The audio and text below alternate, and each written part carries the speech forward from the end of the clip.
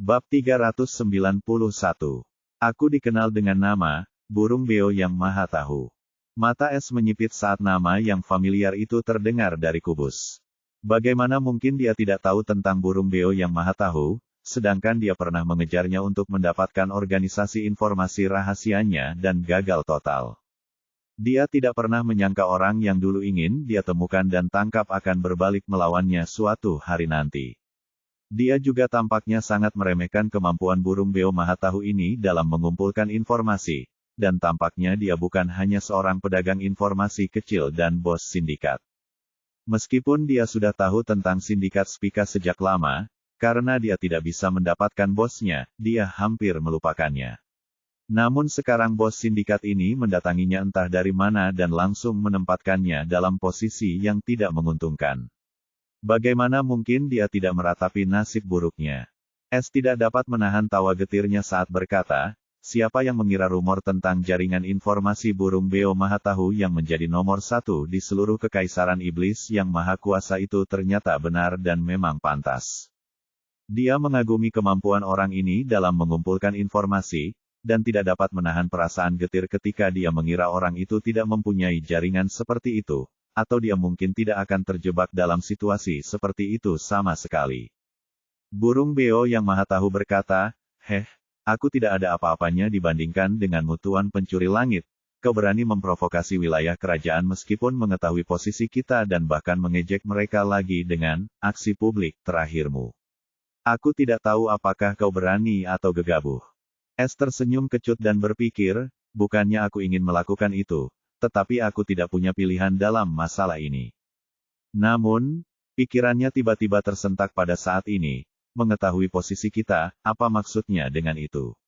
Dia juga mengatakan pertama, aku juga sepertimu, yang menyiratkan sesuatu yang lain. Mungkinkah dia yang asli? Es tidak dapat menahan diri untuk tidak terkejut dengan gagasan ini, dan tepat saat dia hendak bertanya, kubus hijau itu meredup dan kembali ke keadaan tidak aktifnya.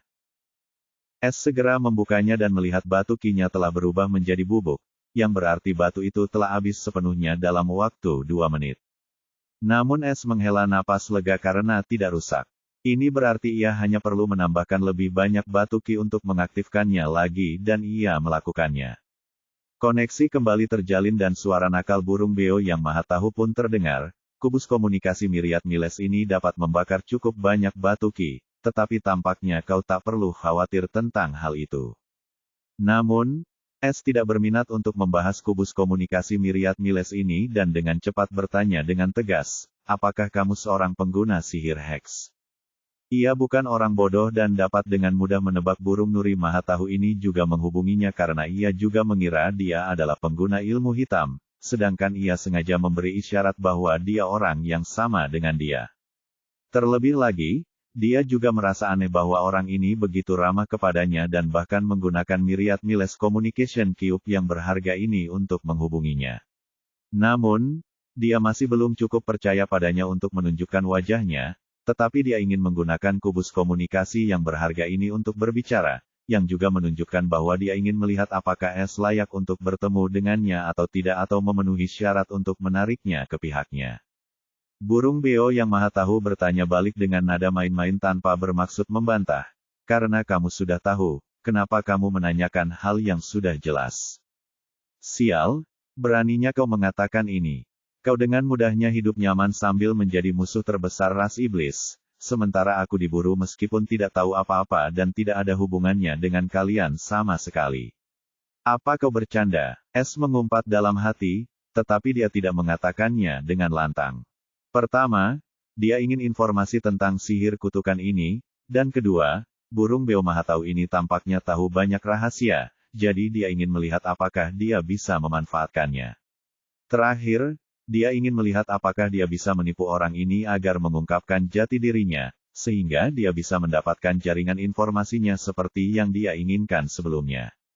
Es menjawab dengan ambigu, begitukah? Mengapa kau mendekatiku?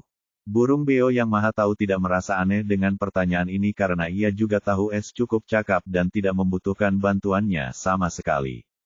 Ia juga tidak punya alasan untuk bekerja untuknya, padahal ia dapat dengan mudah lolos dari adipati iblis sekalipun. Burung beo yang maha tahu berkata dengan jujur, sebenarnya sangat sederhana. Aku punya sesuatu yang tidak akan bisa kau tolak dan kita berdua membutuhkannya, jadi aku mengusulkan sebuah kolaborasi.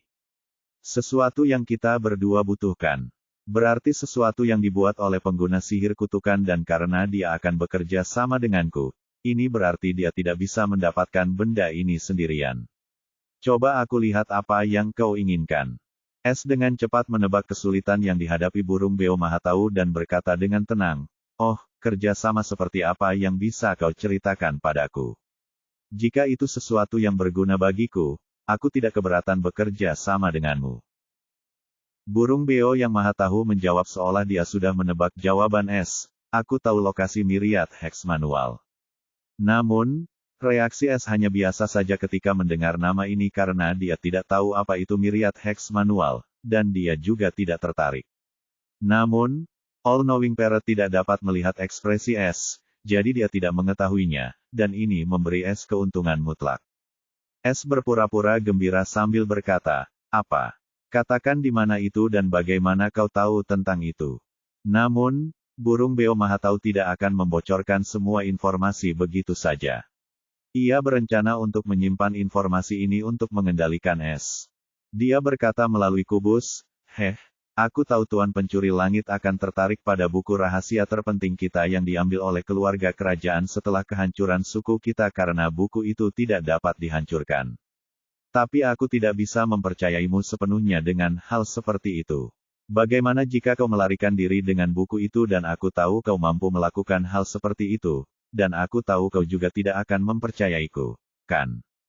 Es menyipitkan matanya. Ia cukup terkejut saat Mahatahu Parrot mengungkapkan informasi penting yang memberinya sedikit pemahaman tentang pengguna sihir kutukan ini.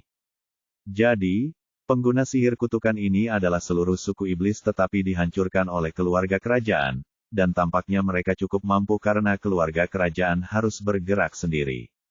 Tetapi buku rahasia ini tampak lebih mencengangkan karena tidak dapat dihancurkan. Tetapi dia akan bodoh jika berpikir jika aku setuju untuk merebut sesuatu dari mulut harimau, ejek Es dalam hati. Setelah memasukkan batu ki lainnya ke dalam kubus, dia berkata, jadi, apa yang ada dalam pikiranmu agar kita berdua saling percaya? Burung beo maha tahu segera berkata seolah-olah dia sedang menunggu kata-kata yang tepat ini, karena kita berdua adalah sisa-sisa suku iblis kutukan, tidak perlu bertarung satu sama lain dan aku tahu bagaimana rasanya hidup dalam ketakutan dan kelaparan yang terus-menerus.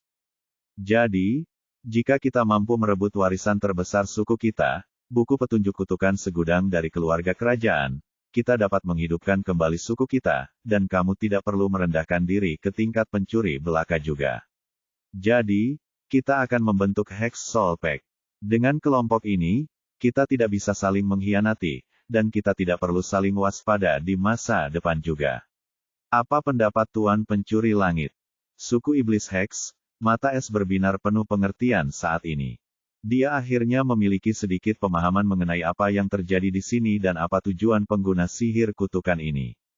Tanpa aku sadari aku terseret ke dalam konflik antar generasi ini, dan tampaknya burung beo yang maha tahu ini bertekad untuk mendapatkan buku petunjuk rahasianya dan bahkan bersedia membentuk Hex Soul Pact yang tampaknya merupakan hal yang sangat besar hanya dari namanya saja. Jika aku setuju terlalu cepat, dia akan mencurigaiku dan jika aku tidak setuju maka aku akan membuka diri dengan mengatakan padanya bahwa aku tidak tertarik pada buku rahasia ini yang mungkin akan membuat orang ini kesal. Dan aku akan menjadi musuh yang kuat tanpa alasan yang jelas, dan dia tahu tentang niat pedang elemen yang aku tidak ingin ada yang mengetahuinya. Siapa tahu para bangsawan bisa jadi gila setelah mengetahui musuh bebuyutan mereka dapat menggunakan niat pedang elemen, dan mereka menggunakan seluruh kekuatan untuk menyingkirkan masalah di masa depan ini, dan aku tidak percaya diri untuk melarikan diri dari benua ini dan aku tidak tahu harus kemana dari sini jadi aku harus menyingkirkan orang ini atau mengendalikannya. Mata Es berbinar dengan cahaya gelap saat dia berkata, aku setuju dengan saranmu. Es hanya mengucapkan kata-kata itu dan tidak membuka mulutnya untuk hal lain. Dia bisa saja ketahuan jika mencoba bersikap pintar. Suara parrot yang maha tahu terdengar penuh kegembiraan, aku tahu Tuan Pencuri Langit akan melihat gambaran yang lebih besar. Karena ini adalah Hex Soul Pact, kita harus bertemu.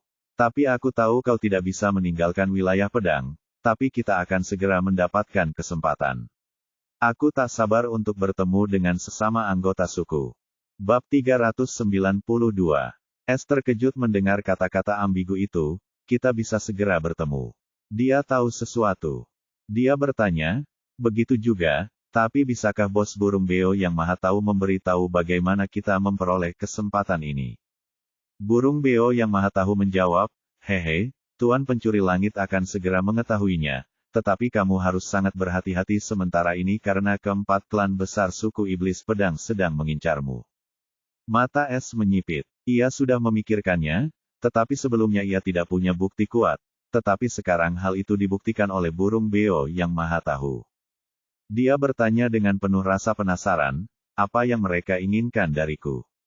Burung beo yang maha tahu terkekeh dan menjawab, hehe, keempat klan itu sudah lama mengincar posisi Raja Iblis, tetapi mereka tidak berani menunjukkannya karena kehebatan Raja Iblis Pedang, juga tidak memiliki ahli alam manifestasi di antara mereka, jadi mereka selalu menekan ambisi mereka. Namun, dari sumber saya, sepertinya mereka menginginkan Anda atau lebih tepatnya metode kultivasi Feng karena mereka pikir itu memiliki petunjuk tentang maksud senjata seperti buku panduan kultivasi klan pedang iblis. Namun, mereka tidak berani memperjuangkannya. Namun, Feng, di sisi lain, adalah target yang mudah. Hati Es menjadi dingin saat dia membalas, tidak bisakah mereka mencari suku pedang iblis jika mereka membutuhkan metode kultivasinya? Mengapa harus mengejar seorang jenius yang bahkan Raja Iblis sangat menghormatinya? Kubus itu kembali redup pada saat ini dan Es memasukkan batu ki lainnya. Burung beo yang maha tahu dengan nakal menjawab dengan suara gelap, hah, bukan hanya buku panduan kultivasimu yang mereka inginkan, mereka juga menginginkan garis keturunan Feng. Hati Es bergetar ketika mendengar ini, dan tidak bisa tidak berpikir tentang bagaimana utusan kerajaan juga ingin memurnikan darahnya. Dia berkata sambil mengerutkan kening, bisakah kau memberitahuku apa masalah perampokan garis keturunan ini? Atau bagaimana hal itu bisa bermanfaat bagi orang lain. Es tidak tahu sama sekali tentang adat istiadat para iblis, dan dia tidak tahu mengapa para iblis itu ingin memurnikan darah sesama iblis. Burung beo yang maha tahu mencibir dan menjawab dengan dingin, sepertinya Tuan Pencuri Langit tidak tahu banyak tentang bagaimana garis keturunan ras iblis kita bekerja dan rahasia kotor tersembunyi dari ras iblis.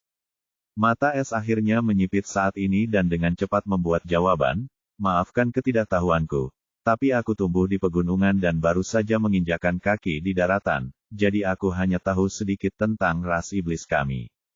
Oh, aku tidak pernah menyangka kau punya masa lalu seperti itu. Burung beo maha tahu tampak tercengang oleh berita ini dan berkata tanpa menyembunyikan apapun, baiklah, anggap saja ini niat baikku.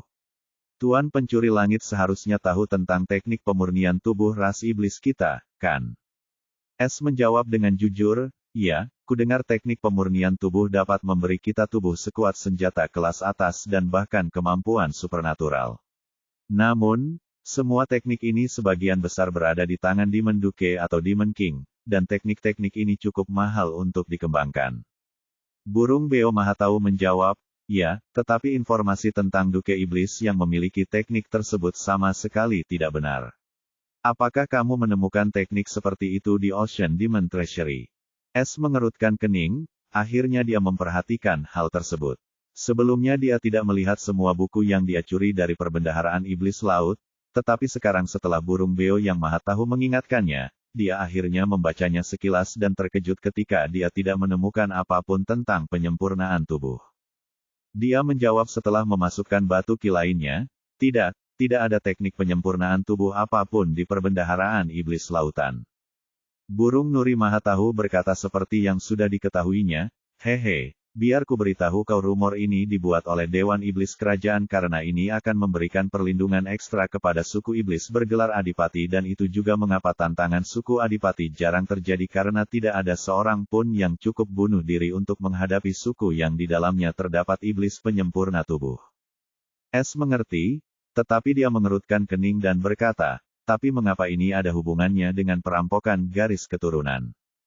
Burung beo yang maha tahu terkekeh dan berkata, Hehe, itu ada hubungannya dengan itu. Kau lihat, ada 8 klan garis keturunan kelas Raja Iblis di 8 provinsi Iblis kecuali zona kerajaan dan ada juga 5 klan garis keturunan kelas Raja Iblis di alam liar atau, lebih tepatnya, suku alam. Raja-Raja Iblis itu juga dikenal sebagai Raja Iblis Liar, dan kau sudah dekat dengan salah satu penerus Raja Iblis Liar Ceveo. Es kebingungan saat mendengar ini, dan ia langsung teringat pada Thomas. Meskipun ia sudah tahu identitas Thomas bukanlah orang biasa, ia tidak pernah menyangka bahwa Thomas juga merupakan keturunan Raja Iblis. Sebab di benua daratan, masyarakat umum hanya mengenal ada 8 Raja Iblis, dan mereka hanya menganggap suku-suku besar sebagai bangsa barbar, tetapi siapa sangka di antara suku-suku liar itu masih ada 5 Raja Iblis yang tersembunyi. Burung Beo Mahatau melanjutkan, keberadaan Raja Iblis liar itu sengaja disembunyikan dari masyarakat dan hanya diketahui oleh para Raja Iblis dan Adipati Iblis. Pokoknya, maksudku, tidakkah kau merasa aneh bahwa hanya ada 13 klan garis keturunan Raja Iblis, bukan suku? Pikiran Es bergetar setelah mendengar hal ini. Dia tidak pernah berpikir sedalam ini tentang ras iblis, tetapi sekarang setelah hal itu muncul, dia akhirnya memberikan perhatian penuhnya. Dia akhirnya mencapai kesimpulan yang mengejutkan dan berkata, apakah kau mengatakan padaku bahwa klan Raja Iblis itu bukan klan alami tetapi dibuat secara artifisial? Suara Parrot yang maha tahu terdengar dengan sedikit nada meremehkan, ya, klan-klan itu tidak memiliki garis keturunan manifestasi bawaan, tetapi dirangsang dengan teknik penyempurnaan tubuh dan bahan-bahan yang dibutuhkan untuk mengolah teknik-teknik itu sangatlah banyak dan dari miliaran iblis. Hanya 13 klan yang dipilih untuk mengembangkan garis keturunan mereka ke potensi tingkat manifestasi. Meskipun ras iblis kita dapat berkultivasi dengan lancar, kita semua terkekang oleh batasan garis keturunan kita, dan beberapa teknik penyempurnaan tubuh dapat membantu kita melewati batasan tersebut, tetapi harganya cukup mahal. Es tidak tahu harus berkata apa. Dia juga tahu tentang hal ini karena Noah dan itulah sebabnya dia memiliki opsi peningkatan garis keturunan di toko sistemnya. Tetapi tampaknya dia masih belum memahami nilai sebenarnya dari teknik penyempurnaan tubuh Noah sebelumnya, dan tampaknya akan cukup sulit untuk mengembangkannya. Burung Beo Mahatau menjelaskan lebih lanjut, untuk menembus batasan garis keturunan iblis, penting untuk memiliki garis keturunan lain yang telah mencapai batas potensinya, dan harus memiliki potensi yang sama. Sederhananya, Feng saat ini adalah bahan obat penting bagi suku kelas raja manapun dengan metode penyempurnaan tubuh. Apakah Anda sekarang mengerti masalah seperti apa yang dialami Feng saat ini?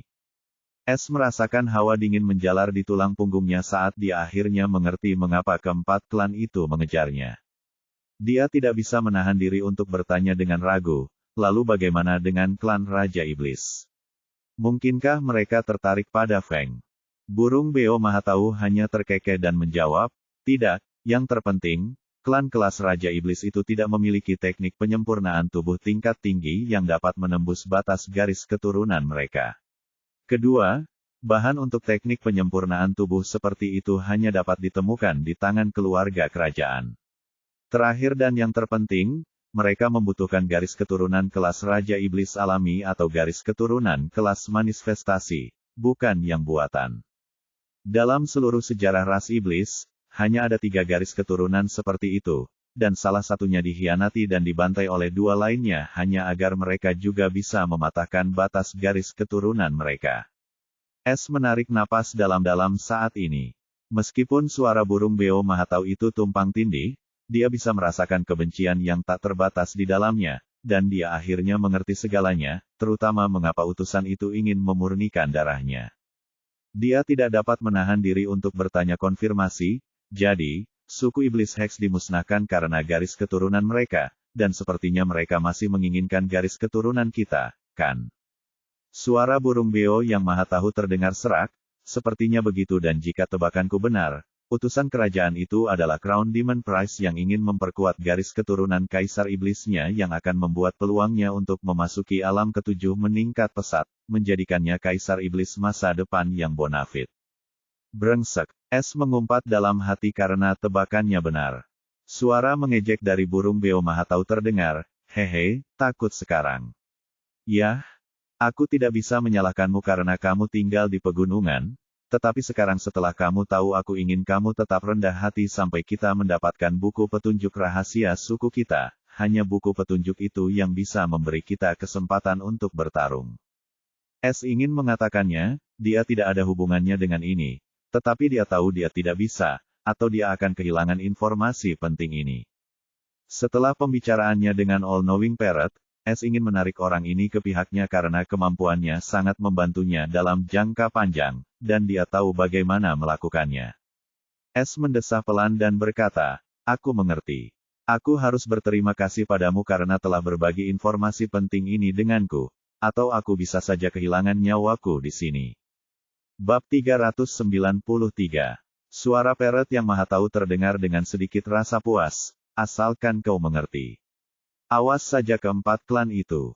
Meskipun Raja Iblis Pedang sangat menghargaimu, dia tidak akan menghentikan keempat klan itu asalkan mereka tidak meninggalkan bukti apapun. Tatapan mata S berubah dingin dan terkekeh. Selama bukan Raja Iblis itu sendiri, aku bisa mengendalikan mereka. Dia mengatakan yang sebenarnya. Burung Beo Maha Tahu menjawab, aku tahu kau bisa. Karena kita sudah menyelesaikan masalah kita, aku juga harus pergi. Simpan kubus komunikasi Myriad Miles ini dengan aman dan jangan perlihatkan kepada siapapun karena hanya klan tingkat Raja Iblis yang memiliki sepasang kubus ini. Selain itu, karena aku memiliki kubus utama, jadi hanya aku yang bisa menghubungimu. Simpan saja batu ki di dalamnya sepanjang waktu, dan kau akan tahu begitu aku menghubungimu. Esther tercengang mendengar kubus ini begitu berharga, dan tak dapat menahan perasaan sayang ia tidak bisa mendapatkan lebih banyak pasangan. Meskipun demikian, dia setuju dengan penyelesaian yang diberikan oleh All-Knowing Parrot, baiklah. Bisakah kau memberiku bahan atau pil bertipe jiwa? Aku bisa membayarmu atau menukarnya dengan bahan atau pil bela diri. Cepat-cepat ingat bahwa All-Knowing Parrot pernah menangani hal-hal semacam ini, dan dia ingin melihat apakah dia bisa mendapatkan materi dan pil tipe jiwa tanpa halangan apapun. Burung Beo Maha Tahu terkekeh sambil berkata, hehe, kukira kau tidak pernah bertanya. Aku tahu kita, para iblis Hex, membutuhkan sumber daya berjenis jiwa, dan sumber daya itu cukup sulit untuk kita dapatkan. Tapi jangan khawatir, aku bisa membantumu karena kita sekutu. Temukan saja pemilik toko Leonhard di pasar senjata Inner Domain dan tunjukkan padanya token lain yang kutinggalkan di cincin penyimpanan. Dia akan tahu apa yang harus dilakukan. Ada lagi.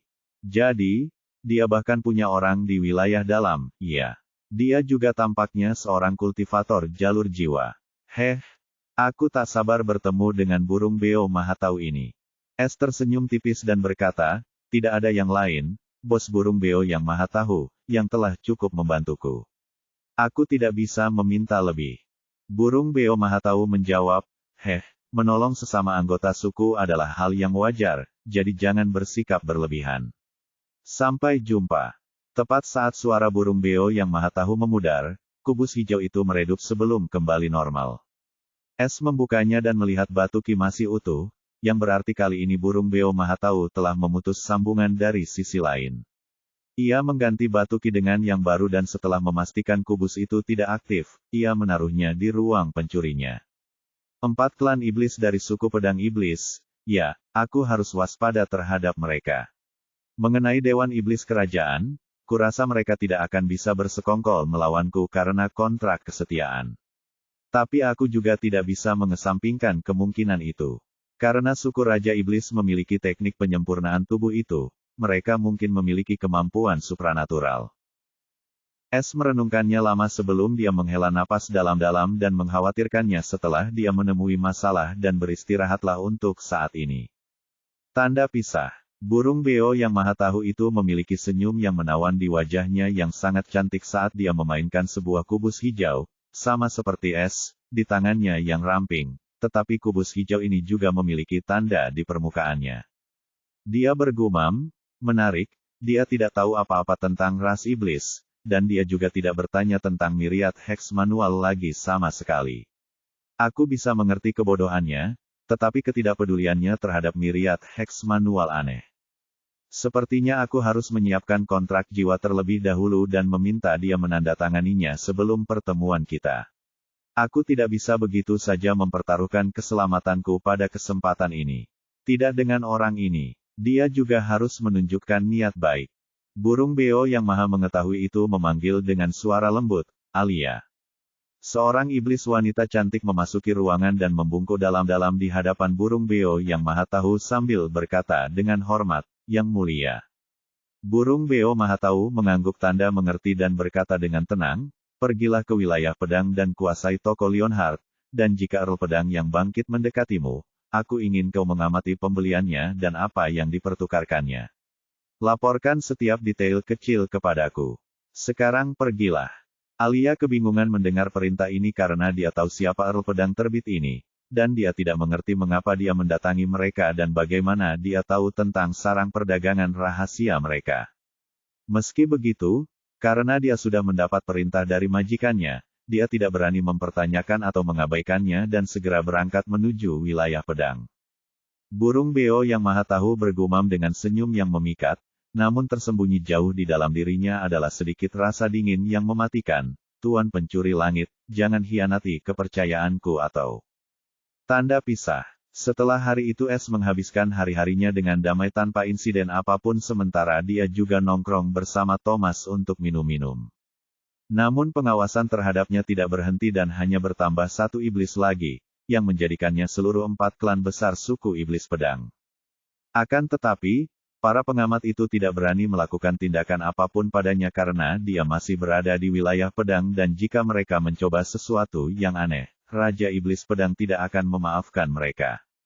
Terutama setelah kemunculan terakhir Es, siapapun yang membuat masalah sekecil apapun akan langsung menahan tanpa mempertimbangkan latar belakangnya. Pada hari ini, iblis wanita yang membawa Es dan yang lainnya ke penginapan mereka muncul lagi dan memanggil setiap iblis muda untuk segera ditempatkan di sebuah alun-alun yang luas. Setelah semua orang muncul, alun-alun itu hampir dipenuhi oleh puluhan ribu setan muda yang datang dari seluruh provinsi pedang perkasa. Dan itu hanya satu dari sekian banyak plaza yang memiliki pemandangan seperti itu, dan masih banyak lagi tempat seperti itu yang dibangun karena banyaknya anak muda seperti ini. Es juga berada di alun-alun ini dengan pedang lebar yang sama, iblis wanita. Bahkan dia merasa sangat terkejut, melihat begitu banyak iblis di satu tempat. Pada saat ini, seorang iblis wanita berotot setinggi 2,9 meter berjubah ungu ketat muncul di panggung tinggi dan ada pedang lebar besar terikat di punggungnya. Dia tersenyum dan berkata, "Diam." Sambil mengisi suaranya dengan ki, yang bergema bagai awan petir di alun-alun yang luas, membuat semua orang terkunci dalam perangkap mereka. Melihat perhatian semua orang akhirnya tertuju padanya, dia berkata, "Namaku Cory Greenblatt, dan aku pemandu dan instrukturmu selama program pelatihan yang ditetapkan oleh Yang Mulia." Semua orang berseru sambil berbisik satu sama lain. Es mengerutkan kening karena merasa ini tidak berjalan sesuai asumsinya. Cory berkata sambil tersenyum, "Kalian semua seharusnya pergi ke wilayah dalam terlebih dahulu dan bertemu dengan pesaing kalian, tetapi karena banyaknya pemuda berbakat dari provinsi pedang perkasa kita, akan sangat merepotkan untuk membiarkan semuanya memasuki wilayah dalam sekaligus. Selain itu, hanya iblis yang telah membuktikan diri mereka berharga yang dapat memasuki wilayah dalam. Itulah sebabnya Yang Mulia Raja Iblis Pedang memutuskan untuk memulai program pelatihan ini lebih awal, dan program ini juga dirancang secara pribadi oleh Yang Mulia." Thomas terkekeh saat itu. Sepertinya mereka tidak ingin membiarkan sembarang orang memasuki wilayah dalam. Es mengangguk dengan ekspresi serius di wajahnya. Dengan kejadian yang tiba-tiba ini, rencananya sebelumnya benar-benar hancur. Masuk ke wilayah dalam memiliki keuntungan besar baginya, terutama setelah percakapannya dengan All-Knowing Parrot, tetapi tampaknya keadaan menjadi semakin sulit. Cory sama sekali mengabaikan ekspresi buruk beberapa pemuda dan melanjutkan, program pelatihan ini dibagi menjadi 3 fase. Setiap fase berlangsung selama 5 bulan. Hanya mereka yang dapat melewati fase pertama yang dapat memperoleh kualifikasi untuk memasuki wilayah dalam. Ini juga merupakan kompetisi peringkat dan semakin tinggi peringkatmu, semakin banyak hadiah yang akan kamu dapatkan dari kumpulan hadiah, dan siapapun yang berada dalam peringkat 100 peserta teratas akan dapat berkultivasi di bawah Raja Iblis Pedang selama 3 bulan. Setiap mata iblis berubah tajam dengan hasrat yang membara. Para iblis pada dasarnya adalah sekelompok yang haus akan pertarungan, jadi wajar saja jika mereka menjadi marah atas nama kompetisi ini. Terutama janji untuk berkultivasi di bawah Raja Iblis Pedang, yang merupakan kesempatan sekali seumur hidup. Lebih jauh lagi, ini juga akan meningkatkan peluang untuk lulus ujian gerbang iblis yang akan datang dalam 22 bulan dengan bimbingan Raja Iblis. Jadi, kompetisi ini akan sangat berdarah. Cory mengangguk puas melihat semua orang bersemangat dan mengumumkan sambil tersenyum. Kami telah membuka training guild baru yang tidak jauh dari sini untuk kalian semua. Kalian harus mendaftar di sana terlebih dahulu sebelum memulai tahap pertama pelatihan kalian, dan kalian juga akan mendapatkan informasi tentang distribusi poin hadiah dan hadiah yang sesuai dari sana. Untuk tahap pertama, sangat sederhana. Setiap individu memiliki waktu 5 bulan untuk memburu 100 binatang iblis tingkat 3 akhir, alam sungai Ki Puncak dari Pegunungan Bayangan, tepat di pinggiran wilayah pedang. Bab 394. Setelah Cory mengumumkan tahap pertama program pelatihan, darah setiap iblis muda mendidih karena mereka ingin segera memulai kompetisi ini. Namun, beberapa setan muda memiliki ekspresi ambigu di wajah mereka saat mereka mengamati kerumunan di sekitarnya dengan dingin yang tersembunyi. Suara Cory yang menggelegar terdengar lagi, sekarang, semuanya menuju ke serikat pelatihan untuk registrasi dan setelah ini selesai, silakan menuju gerbang wilayah barat untuk instruksi lebih lanjut. Menyelesaikan kalimatnya, Cory meninggalkan peron dan semua iblis muda itu segera meninggalkan alun-alun dengan tergesa-gesa dan menuju ke serikat pelatihan ini. Bersama Thomas, juga menuju ke serikat pelatihan. Thomas berkata saat ini lebih seperti jalur bertahan hidup daripada jalur berburu. Bagaimana menurutmu, Saudara Feng? Terkejut sejenak lalu mengangguk setuju dengan Thomas dan berkata, ya, membunuh binatang iblis tingkat 3 tahap akhir tidaklah sulit bagi kebanyakan dari kita karena hampir semua orang berada di level yang sama, tetapi yang benar-benar sulit adalah menemukan 100 binatang iblis itu. Jika tebakanku benar, mungkin ada lebih dari 30 juta iblis yang ikut serta dalam fase pelatihan ini, dan untuk masing-masing perburuan, kita membutuhkan 100 binatang buas. Kita akan membutuhkan lebih dari 300 juta binatang buas. Aku rasa tidak banyak binatang iblis dengan peringkat memuaskan yang ada di Pegunungan Bayangan. Jadi, mereka yang ingin melewati fase pertama ini harus merampok orang lain, dan tidak seorang pun akan melepaskan kesempatan seperti itu begitu saja. Pada akhirnya, itu akan menjadi pertumpahan darah, survival of the fittest. Thomas dengan serius. Dia memiliki pemikiran yang sama dengan Dia mendesah dan berkata, ini adalah cara termudah untuk menyingkirkan kelompok yang paling lemah dan hanya yang kuat yang akan tersisa.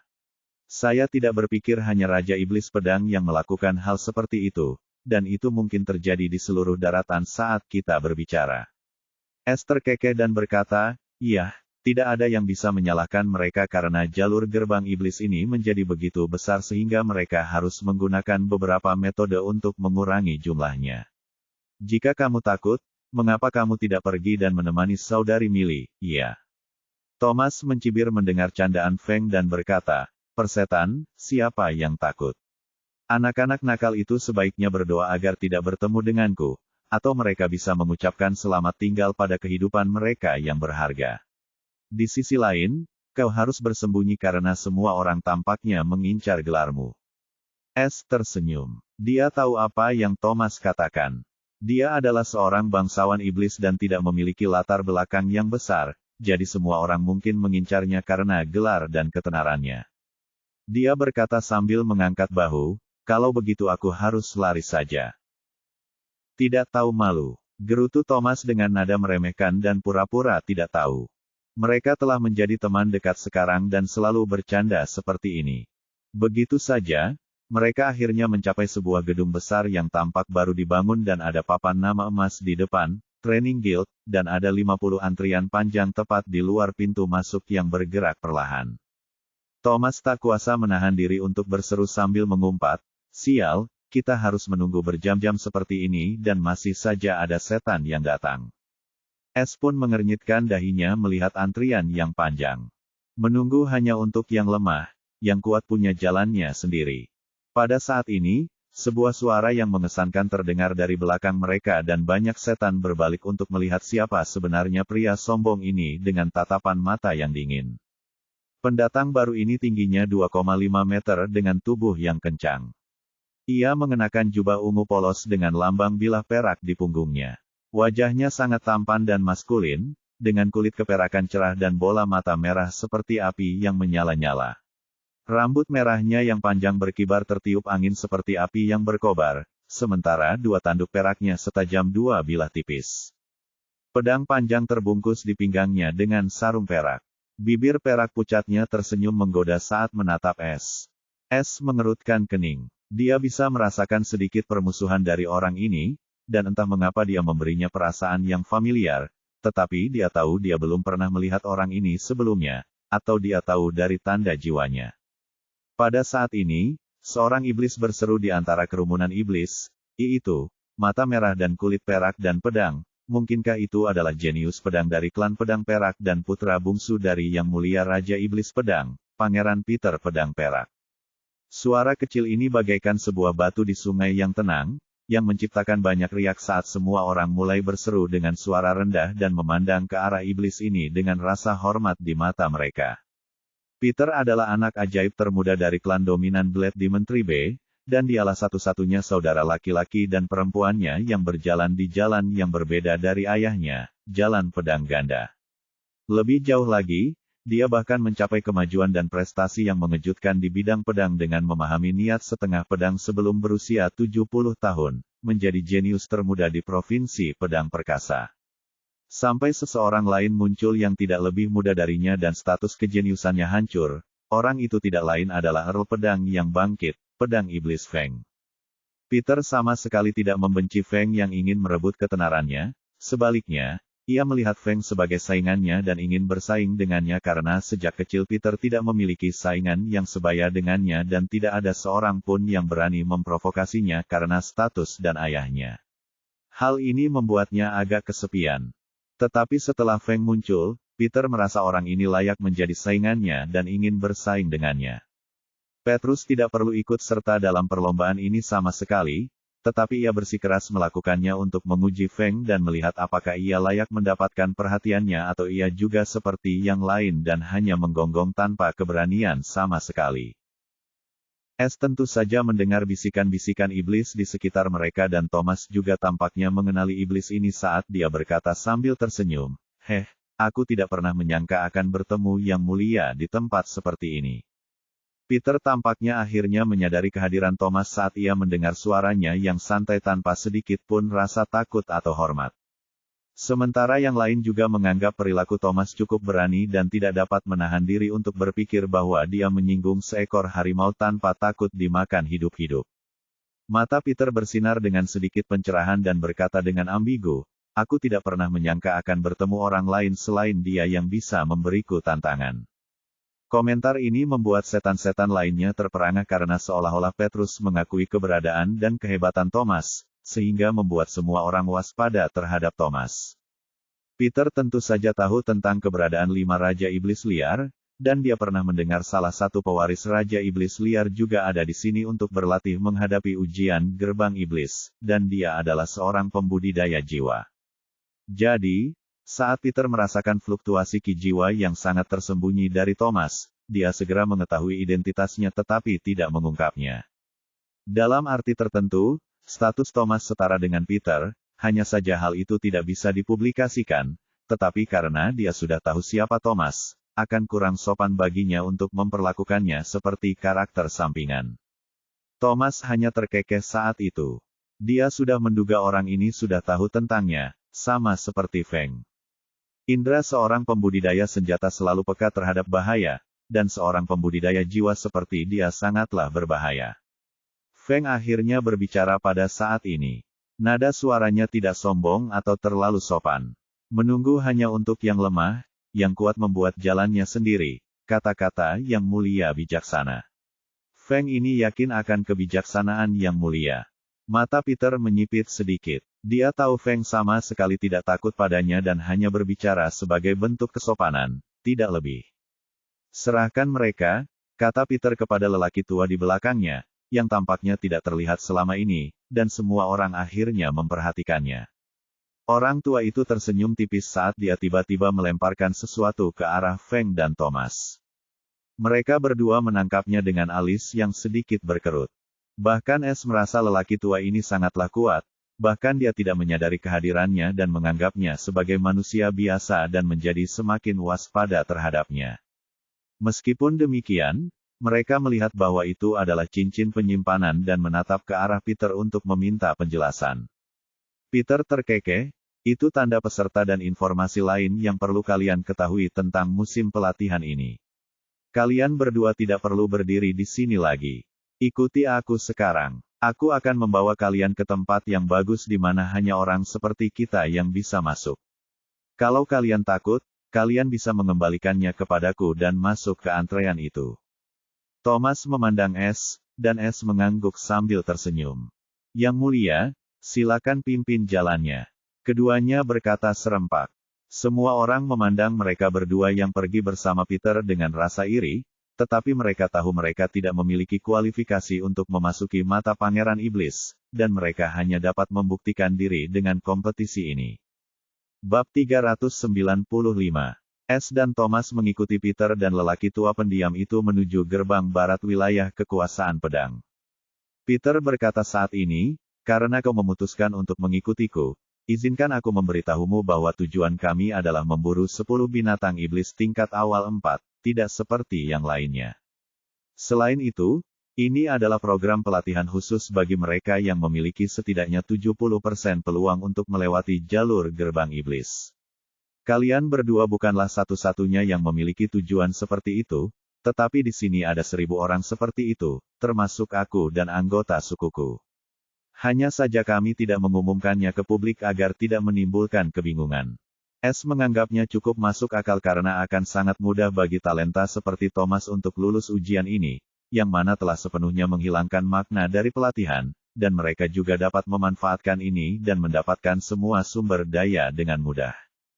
Namun memburu 10 binatang iblis tingkat 4 awal juga bukan hal yang main-main karena binatang iblis tidak mempunyai teknik kultivasi apapun. Setiap binatang iblis akan sama dengan seorang kultivator yang telah membentuk inti sungai biasa, dan mereka mempunyai tubuh yang kuat seperti iblis juga.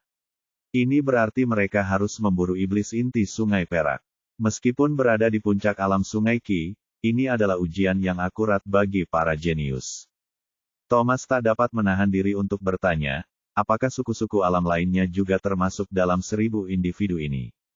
Peter menatap Thomas dan hanya mengangguk tanpa memberikan informasi lebih lanjut, yang membuat Thomas mengerutkan kening. Walaupun Es punya sedikit gambaran kenapa Thomas ada di sini meski Thomas masih menyembunyikan identitas aslinya, dia tetap bisa merasakan Thomas cukup khawatir setelah mendapat konfirmasi dari Peter. Tetapi dia tidak memaksa Thomas untuk menceritakannya dan dengan sabar menunggu dia mengungkapkan motifnya sendiri. Thomas adalah teman yang baik. Dia hanya tidak ingin menyeret Es ke dalam masalah setelah berteman dengannya, jadi dia hanya tutup mulut tentang identitas dan motifnya, meskipun Millie terus mendesaknya. Mereka akhirnya mencapai dan menyeberangi gerbang barat dan bergerak menuju pinggiran wilayah pedang. Sekarang, Es dan Thomas telah mendapatkan semua informasi yang perlu mereka ketahui dari cincin penyimpanan yang diberikan Peter kepada mereka. Ada juga gelang emas di pergelangan tangan mereka sekarang, yang mereka dapatkan dari cincin penyimpanan. Gelang perak ini merupakan tanda pengenal khusus mereka dengan beberapa fungsi khusus. Fungsi pertama adalah untuk mencatat jumlah binatang iblis yang mereka bunuh. Mengenai cara kerjanya, Es tidak tahu, tetapi dia tetap merasa mereka cukup menarik. Lebih jauh lagi, gelang tangan ini hanya akan menghitung binatang iblis yang memenuhi kriteria persyaratan pembunuhan mereka. Sederhananya, jika mereka membunuh binatang iblis tingkat 3 atau tingkat 4 rendah, gelang tangan ini tidak akan menghitungnya. Hanya jika mereka membunuh binatang iblis tingkat 4 awal atau lebih tinggi, gelang tangan ini akan menghitungnya secara berurutan. Fungsi yang kedua adalah sistem peringkat, Gelang ini bisa digunakan untuk mengatur peringkat mereka secara akurat dengan poin pembunuhan yang akan mereka dapatkan setelah membunuh binatang iblis yang menjadi target mereka atau lebih tinggi. Binatang iblis tingkat 3 akhir setara dengan 10 poin pembunuhan. Binatang iblis tingkat 4 awal setara dengan 100 poin pembunuhan. Binatang iblis tingkat menengah 4 setara dengan 1000 poin pembunuhan. Binatang iblis tingkat 4 akhir setara dengan 10.000 poin pembunuhan. Binatang iblis tingkat 5 awal setara dengan 100.000 poin pembunuhan. Sistem poin pembunuhan ini memberikan keuntungan mutlak kepada iblis yang berbakat dan membuat peringkat menjadi autentik. Meskipun demikian, selama mereka dapat menyelesaikan kuota yang dialokasikan, baik dengan membunuh atau menjarah, mereka dapat melanjutkan program pelatihan. Namun, poin imbalan yang akan mereka peroleh sangat minimum dan mereka yang berada dalam peringkat pelatihan akan memperoleh sebagian besar poin imbalan yang selanjutnya dapat ditukar dengan sumber daya kultivasi, keterampilan, teknik, dan senjata dari serikat pelatihan di domain dalam. Karena S dan Thomas berada dalam kategori khusus, mereka diberi 100 poin hadiah gratis. Jika seseorang ingin mengukur nilai 1 poin hadiah, itu setara dengan batu ki tingkat 3, yang merupakan batu ki tingkat tertinggi yang ada di provinsi terluar. Ini akan memberi iblis-iblis tersebut motivasi lebih untuk berusaha mencapai peringkat lebih tinggi dan memburu binatang iblis yang lebih kuat. Namun ada fungsi lain dari gelang ini yaitu jika peserta membunuh peserta lain maka akan mendapatkan 10% dari poin yang terkumpul di gelangnya. Ini juga memperjelas bahwa membunuh sama sekali tidak dilarang, dan mereka bahkan memberi alasan kepada para peserta untuk saling membunuh. S merasa persaingan ini sangatlah brutal, tetapi ketika dia memikirkan bagaimana para iblis ini saling membunuh tanpa rasa takut, tidak ada yang mengejutkan tentang hal itu. Populasi iblis sangat besar, dan mereka dapat bereproduksi seperti manusia, jadi membunuh yang lemah dengan metode seperti itu adalah hal yang wajar bagi ras iblis. Hanya yang kuat yang boleh tetap hidup di sini. Mereka segera mencapai pinggiran dan melihat pegunungan yang dikelilingi hutan lebat dan suram. Ini adalah pintu masuk barat dari pegunungan bayangan. Lelaki tua di belakang Peter berbicara saat ini sambil menatap Peter dengan ekspresi serius. Saya tidak bisa menemani Anda lagi, Yang Mulia. Karena Anda memilih untuk berpartisipasi dalam program pelatihan ini, Anda juga harus mengikuti aturan. Tidak seorang pun akan datang membantu Anda, bahkan jika Anda menghadapi bahaya yang mengancam jiwa. Jadi, saya bertanya lagi, apakah Anda ingin melanjutkan? Peter terkekeh, Butler Jerome, aku tahu maksudmu baik, tapi aku tidak butuh perlindungan siapapun. Kau bisa melindungiku sekarang, tapi kau tidak bisa melindungiku dalam ujian gerbang iblis, jadi aku harus menempuh jalan ini sendirian. Butler Jerome mendesah, saya telah melihatmu tumbuh menjadi pemuda yang baik, Yang Mulia, dan saya bangga mengatakan bahwa kamu akhirnya memenuhi syarat untuk menekuni jalur pedangmu, dan kamu tidak memerlukan instruksiku lagi. Mata Petrus berbinar dengan kilatan yang rumit saat dia membungkuk sedikit dan berkata dengan tulus, saya akan mengingat ajaran Anda, Guru. Butler Jerome tersenyum puas dan memandang ke arah Thomas dan S, yang diam-diam mengamati dari samping. Sejujurnya, mereka tidak tahu mengapa Petrus mendekati mereka pertama kali dan mengapa mereka mengikutinya. Kepala pelayan Jerome berkata dengan tegas, kalian berdua mungkin satu-satunya yang bisa menjadi sekutu yang mulia dalam ujian gerbang iblis yang akan datang. Aku tidak tahu apakah kalian tahu atau tidak, tetapi izinkan aku memberitahu kalian jika kalian ingin memasuki zona kerajaan, kalian membutuhkan sekutu yang kuat atau yang lain akan memakan kalian hidup-hidup. Meskipun kalian sangat kuat, kalian berdua masih jauh dari cukup untuk mengalahkan semua tim yang membentuk provinsi lain dan jika kalian sendirian, mereka akan menyingkirkan kalian terlebih dahulu. Ingat, tidak semua orang bisa memasuki zona kerajaan dan kursinya terbatas, jadi jika kalian menjadi duri dalam daging orang lain, mereka akan memotong kalian saat mereka mendapat kesempatan. Jadi, sekutu sangatlah penting. Dan program pelatihan ini dibuat untuk membentuk kerjasama tim di antara para pemuda paling kuat di provinsi ini. Saya ingin kalian bertiga, kalian harus mengatasi kesombongan kalian dan saling membantu dalam ujian ini sambil saling mengawasi. Peter mengerutkan kening karena dia tidak ada di sini untuk ini. Dia ada di sini untuk bersaing dengan Feng, bukan untuk mendapatkan bantuannya. Thomas dan S juga mengerutkan kening. Mereka dapat saling membantu, tetapi meninggalkan Peter adalah sesuatu yang tidak mereka sukai karena mereka tidak mengenalnya. Butler Jerome merasakan ketidaknyamanan mereka bertiga dan hanya berkata, terkadang harga diri tidak ada artinya dalam menghadapi kelangsungan hidup, jadi saya harap kalian semua dapat menaklukkan harga diri kalian. Mohon maaf atas kekasaran saya, Yang Mulia, saya akan pergi sekarang, semoga beruntung. Dia membungkuk sebelum menghilang dari pandangan. Peter berkata saat itu, jangan ambil hati perkataan Butler. Aku tidak mencari sekutu atau apapun. Aku hanya ingin menantang kalian. Mari kita lihat siapa yang bisa mendapat peringkat lebih tinggi dari yang lain. Bagaimana menurutmu? Thomas mengangguk sambil tersenyum provokatif. Hehe, saya juga ingin melihat kehebatan Yang Mulia. Saya setuju. S hanya terkekeh, kalau begitu, aku akan bergerak duluan. Tanpa menunggu jawaban dari yang lain, dia menghilang ke dalam hutan lebat. Dia juga tidak ingin bekerja dengan orang lain karena itu hanya akan membuatnya terekspos, dan dia juga memiliki hal-hal lain untuk dilakukan, jadi pindah sendiri adalah pilihan terbaik. Saudara Feng, kau bersikap kurang ajar lagi. Thomas mengumpat dan juga menggunakan teknik gerakan untuk memasuki pegunungan. Peter agak tercengang oleh kedua orang itu dan tidak dapat menahan senyum ketika niat bertarung terpancar melewati mata merahnya. Menarik. Dia juga menggunakan langkah pedangnya untuk memasuki hutan. Pada saat ini, Butler Jerome muncul lagi dengan dua iblis lagi. Salah satunya adalah iblis tua dengan beberapa ciri khas Thomas sementara yang lainnya adalah iblis setengah baya yang menyerupai Peter atau Peter yang menyerupainya. Bab 396. Pada saat ini, Butler Jerome muncul lagi dengan dua iblis lagi. Salah satunya adalah iblis tua dengan beberapa ciri khas Thomas. Sedangkan yang lainnya adalah iblis setengah baya yang mirip dengan Peter atau Peter yang mirip dengannya. Kedua pendatang baru ini tidak lain adalah Raja Iblis Blade dan Madux, yang telah menghilang selama berhari-hari dan sekarang muncul bersama Raja Iblis. Raja Iblis pedang terkekeh saat ini, Jerome, sepertinya mereka bertiga sama sekali mengabaikan nasihatmu. Jerome tersenyum kecut dan membungkuk ringan, Yang Mulia, Anda sudah tahu tentang hal itu. Tetapi Anda masih menyuruh saya melakukannya. Jika itu Yang Mulia, saya rasa mereka tidak akan berani mengabaikannya. Raja Iblis Pedang menjawab dengan lemah, hubungan yang dibangun atas dasar kekerasan hanyalah istana pasir.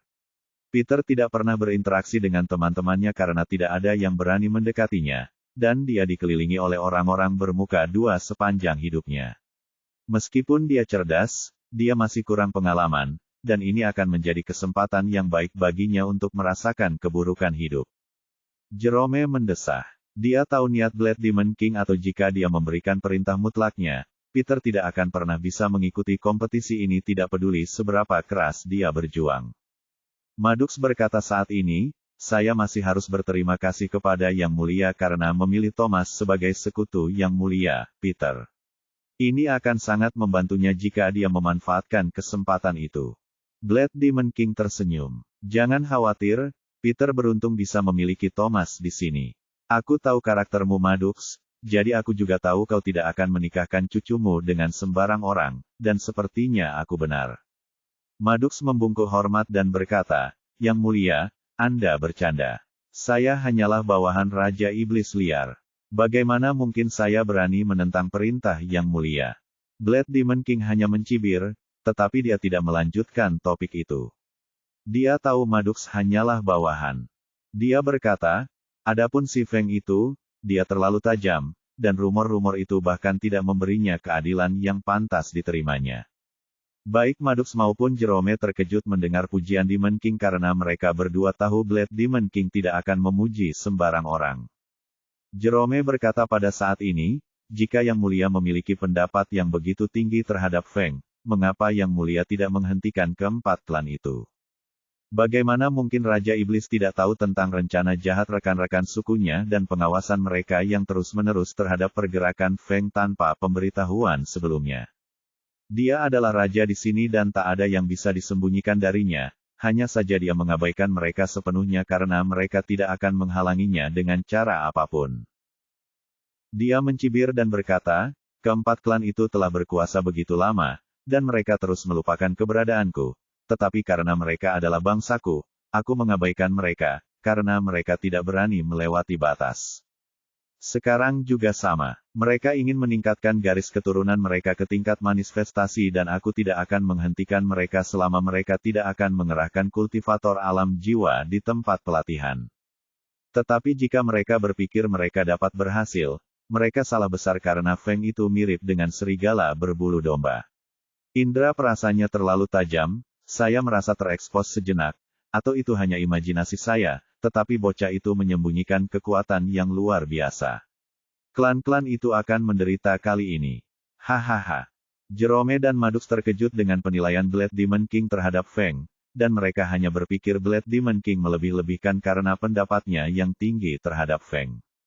Bagaimana mungkin seorang kultivator perwujudan jiwa bisa terekspos di depan seorang kultivator sungai tanpa perasaan perkawinan? Bahkan mereka tidak akan dapat menemukan Raja Iblis Pedang jika dia tidak ingin mereka menemukannya. Jadi, itu bahkan lebih mustahil bagi Feng. Raja Iblis Pedang berkata dengan dingin saat ini, Jerome, kerahkan rastrol bumi dan pastikan tidak ada alam jiwa yang memasuki sini dan juga amankan perbatasan wilayah inti pegunungan bayangan. Meskipun para junior itu tidak mungkin mencapai area itu. Namun, untuk memastikan apakah ada yang muncul di sana, mereka tidak akan mencari kematian dengan memasukinya. Selain itu, tidak perlu menyelamatkan siapapun, bahkan Peter. Biarkan mereka mengalami baptisan darah selama 5 bulan ini. Mereka segera tahu bahwa itu hanyalah permulaan. Tanda pisah. Pegunungan Shadow telah menyebar ribuan mil dan juga merupakan perbatasan antara Mighty Blade Domain dan Mighty Mist Domain. Akan tetapi, tanpa jalur dan rute yang aman, pegunungan ini benar-benar mematikan, bahkan bagi para kultivator alam jiwa puncak. Banyak binatang iblis yang kuat tinggal di sini bersama dengan banyak suku iblis liar, yang tidak berbeda dengan binatang iblis di alam.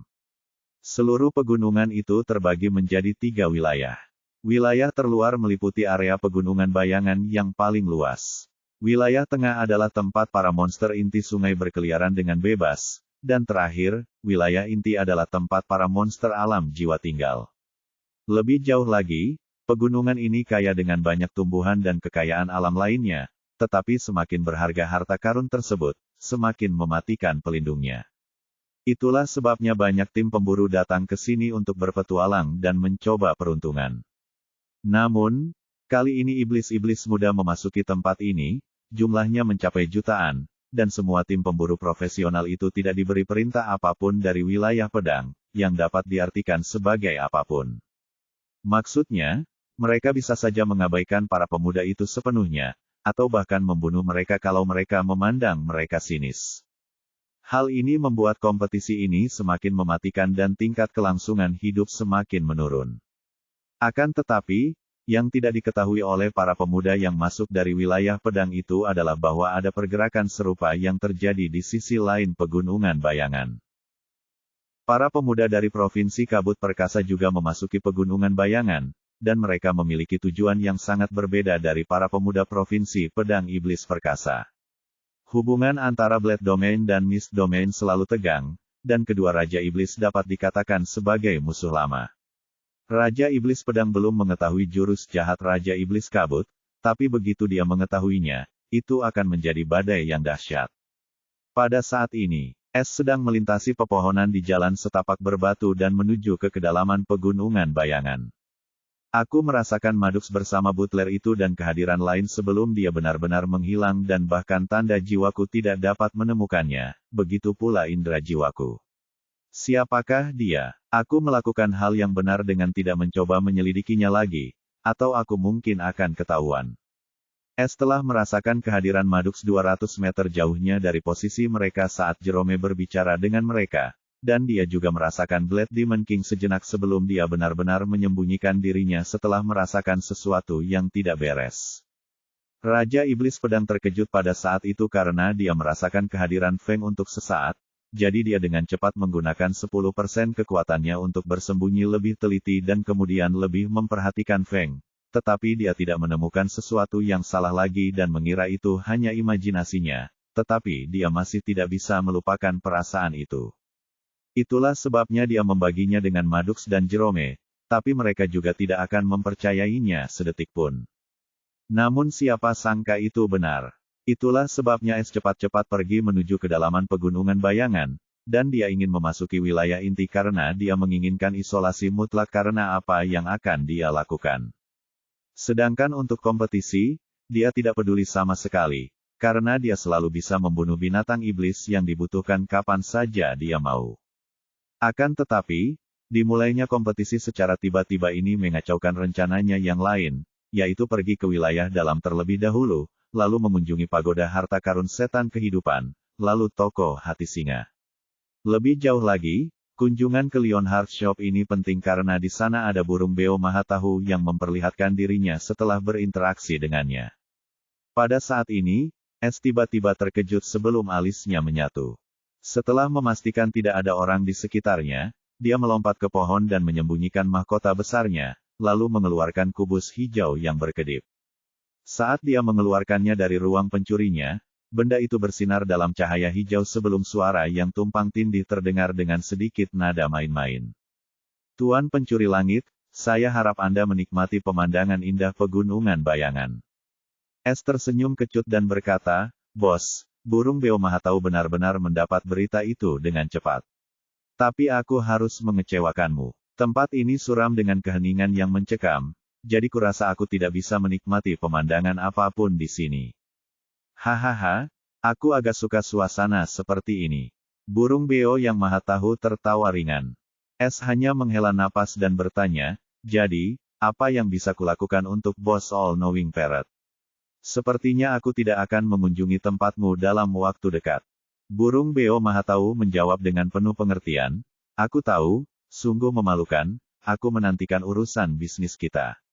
Namun, kita juga harus menunda pertemuan kita selama 8 bulan karena aku tidak bisa datang ke sini saat ini. Meskipun demikian, aku menghubungimu untuk memperingatkanmu tentang domain kabut. Bab 397. 10 hari telah berlalu semenjak dimulainya kompetisi domain pedang dan lebih dari 30 juta pemuda iblis telah memasuki pegunungan bayangan dan mulai memburu binatang iblis dengan gila-gilaan. Banyak iblis membentuk regu pemburu demi keselamatan mereka dan memburu binatang iblis dengan lebih efisien. Tidak ada aturan untuk tidak bekerja sama dengan yang lain, bahkan tidak ada aturan sama sekali selama mereka memenuhi kuota mereka. Tidak masalah apa yang mereka lakukan. Ini juga membuat lingkungan di pegunungan bayangan lebih mematikan dan kacau. Beberapa mulai menyergap orang lain, sementara yang lain mulai membunuh, mencuri, dan memanfaatkan situasi dari balik bayang-bayang. Tetapi hal itu tidak menghentikan para setan itu untuk terus mengambil bagian dalam pembantaian ini. Peringkat juga akan muncul di akhir hari ke-30 di gelang tangan setiap orang. Gelang itu hanya dapat menunjukkan peringkat 100 teratas, tetapi semua orang bekerja keras untuk masuk ke peringkat 100 itu.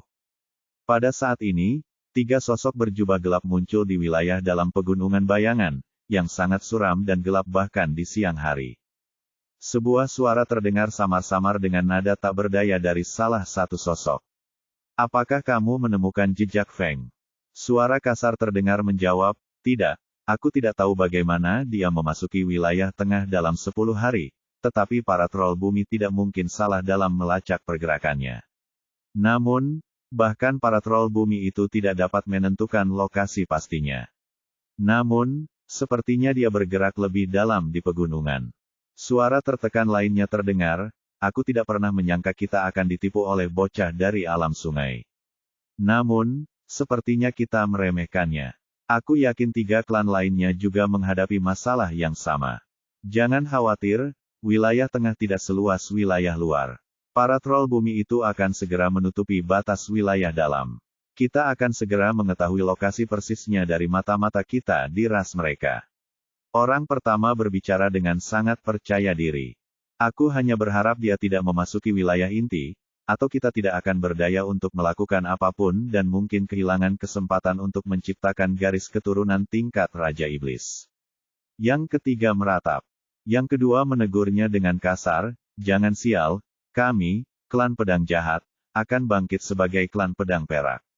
Bocah itu tidak cukup bodoh untuk memasuki wilayah inti, dia juga tidak bisa berlari lebih cepat dari kemampuan ras troll bumi untuk bergerak di bumi dan lolos dari pelacakan mereka. Selama dia bergerak di tanah, mereka akan mengetahui keberadaannya. Pada akhirnya, kita hanya harus bereaksi sebelum 3 klan lainnya. Tanda pisah. Akan tetapi, mereka yang mencari Feng di pinggiran wilayah tengah tidak tahu bahwa dia sudah setengah jalan memasuki wilayah inti. Bahkan ras troll bumi, ras bawahan di bawah suku iblis pedang, tidak dapat mengejarnya jika mereka tidak mengerahkan troll bumi alam jiwa yang dilarang oleh Raja Iblis.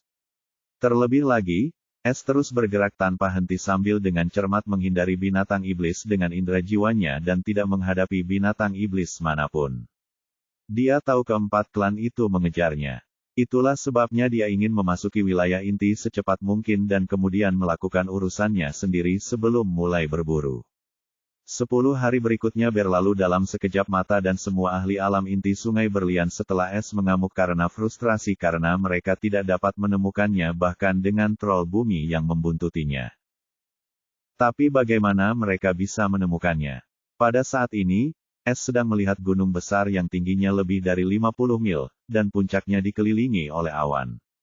Ini adalah gunung terbesar di jajaran pegunungan bayangan dan juga wilayah inti jajaran pegunungan bayangan. Es tersenyum dengan sedikit kelelahan di wajahnya. Ia bergerak tanpa istirahat, tetapi ia tahu ia tidak boleh ceroboh kali ini. Dia memasuki hutan pohon gelap yang mengelilingi gunung tinggi ini dan menghilang. Setelah setengah hari memanjat, Es merasakan kehadiran binatang iblis tingkat 5, tingkat minor Soul Realm, dan dengan hati-hati menghindarinya. Dia tidak ingin memulai pertarungan dengan binatang iblis Soul Realm saat dia belum dalam kondisi puncaknya. Malam pun tiba. Es akhirnya menemukan gua yang tersembunyi jauh di dalam pepohonan gelap dan, setelah memastikan gua itu ditinggalkan, dia segera masuk sebelum menutupnya dengan formasi dan jebakan lainnya. Gua itu tidak terlalu dalam, tidak terlalu kecil atau besar, yang cukup bagi Es. Es tidak masuk terlalu dalam ke wilayah inti karena dia tahu ada binatang iblis tingkat 5 akhir di sana, dan dia tidak ingin mengejutkan mereka. Terlebih lagi, ia juga menemui beberapa setan buas yang berkeliaran di wilayah dalam, dan mereka akan menyerang apapun yang mereka lihat. Meskipun dia tidak tahu mengapa setan-setan itu tidak memiliki kecerdasan, dia tidak ingin memulai perkelahian dengan orang-orang biadab itu. Es menghabiskan malam untuk memulihkan ki kegelapan surgawinya dan mencapai kondisi optimalnya. Es membuka matanya saat ini dan berkata, "Sistem, apakah menurutmu tempat ini cukup terisolasi untuk menyelesaikan misi sampinganku?" Dia berbicara tentang misi penaklukan roh jarum kompas langsung takdir surgawi, yang ditunda karena keadaan yang jelas. Akan tetapi, saat itu, dia berada di antah berantah dan tidak ada satupun bentuk kehidupan cerdas di sekitarnya yang dapat mencurigainya atau menyelidiki jika terjadi sesuatu yang tiba-tiba. Lebih jauh lagi, dia ingin datang ke tempat ini tepatnya untuk menyelesaikan misi sampingan ini dan jika kompetisi domain pedang tidak memberinya kesempatan, dia akan tetap datang ke sini setelah berurusan dengan bisnis domain dalam. Tetapi dia segera mendapatkan kesempatan itu, jadi dia tidak ingin melewatkannya dan menyelesaikannya sesegera mungkin saat dia masih sendirian. Prompt sistem menjawab datang. Ya, sama dengan. Misi sampingan. Misi, taklukkan roh kompas langsung takdir surgawi. Persyaratan, 1 juta poin jiwa, selesai. Persyaratan, 2, 10 juta poin pencuri, selesai. Apakah Anda ingin menyelesaikan misi sampingan? Ya, penundaan. Sama dengan. Es menarik napas dalam-dalam, mempersiapkan diri menghadapi apapun yang akan terjadi. Lalu berkata dengan tegas, "Ya, lanjutkan." Sama dengan. Poin pencuri, 13.580.000. Sama dengan. Tepat pada saat berikutnya, 10 juta poin pencurinya berkurang dan semua pil jiwa itu lenyap dari ruang pencurinya. Sebuah gulungan emas muncul tepat di depan matanya. Ini adalah peta kompas hidup segudang yang sama yang dicuri Es dari toko anggur dan para naga. Itu juga tubuh palsu dari jarum kompas hidup takdir surgawi. Namun, gulungan itu tidak sedang tertidur saat ini. Gulungan itu berkilauan dengan kilau emas gelap, yang memancarkan tekanan yang sangat kuat, jauh lebih kuat daripada apapun yang pernah dirasakan Es. Pada saat ini, sebuah raungan yang memekakkan telinga bergemuruh langsung di dalam pikiran Es dalam bahasa yang sama sekali asing, tetapi dia sepenuhnya memahaminya karena alasan yang jelas. Kehendak surgawi yang tak tahu malu, kau ingin mengakhiri hidupku. Kenapa? Kenapa? Kenapa? Saat aku lahir kau mencoba memusnahkanku, kau bahkan membunuh penciptaku, jika bukan karena anugerah penyelamat terakhirnya dan mengirimku ke kehampaan yang kacau, aku pasti sudah hancur. Tapi siapa sangka kau akan mengikutiku ke sini, karena kau tidak ingin meninggalkan jalan untuk bertahan hidup bagiku, aku akan menggunakan sisa kekuatanku untuk merusak surgawi. Akan tetapi, sebelum suara merdu nan dahsyat itu sempat menyelesaikan kalimatnya, ia tiba-tiba berhenti. Jantung Es berdebar kencang saat mendengar suara seorang wanita yang tampaknya sudah gila. Dia tahu ini adalah roh harta karun legendaris dari kompas hidup takdir surgawi. Dia bahkan merasakan rasa jijik yang tak terbatas dan kehebatannya yang luar biasa, meskipun dikatakan telah hancur dan hanya tersisa sedikit. Demikian pula, dia akhirnya memahami kekuatan sebenarnya dari harta karun asal abadi. Sungguh mengerikan. Dia tidak dapat menahan rasa bahwa itu adalah keputusan yang tepat untuk meninggalkan harta karun gila ini bersama sistem. Suara roh harta karun itu terdengar lagi dengan sedikit kebingungan, kau bukan kehendak surgawi, melainkan boneka manusia rendahan. Tapi bagaimana mungkin seseorang sepertimu bisa memiliki ki surgawi dan kemudian mengurungku? Surga yang tak tahu malu, apakah kau mempermainkanku? Es bahkan tidak sempat berbicara sebelum roh harta karun itu menjadi gila lagi. Yang membuatnya berkeringat dan tidak bisa berkata apa-apa. Pada saat ini, gulungan emas itu bersinar dalam cahaya keemasan yang gelap dan pada saat berikutnya, gulungan emas itu berubah menjadi partikel debu emas. Seluruh gulungan itu berubah menjadi partikel debu emas gelap, membentuk cincin di sekitar dekagram yang bersinar. Dekagram ini berukuran sebesar telapak tangan dan berbentuk 10 titik jarum kompas. Setengah dari titik-titiknya berwarna hitam pekat, sementara setengahnya lagi berwarna putih. Ke-10 jarum kompas tersebut disusun dalam urutan hitam dan putih, satu mata pisau, satu putih, dan seterusnya. Tepat di bagian tengahnya terdapat sebuah cakram kecil yang seluruhnya terbuat dari perak yang terhubung dengan ke-10 jarum kompas tersebut. Dan terdapat 10 simbol emas pada cakram perak ini tepat di depan setiap jarum kompas. Inilah wujud asli dari kompas jarum takdir surgawi. Bab 398.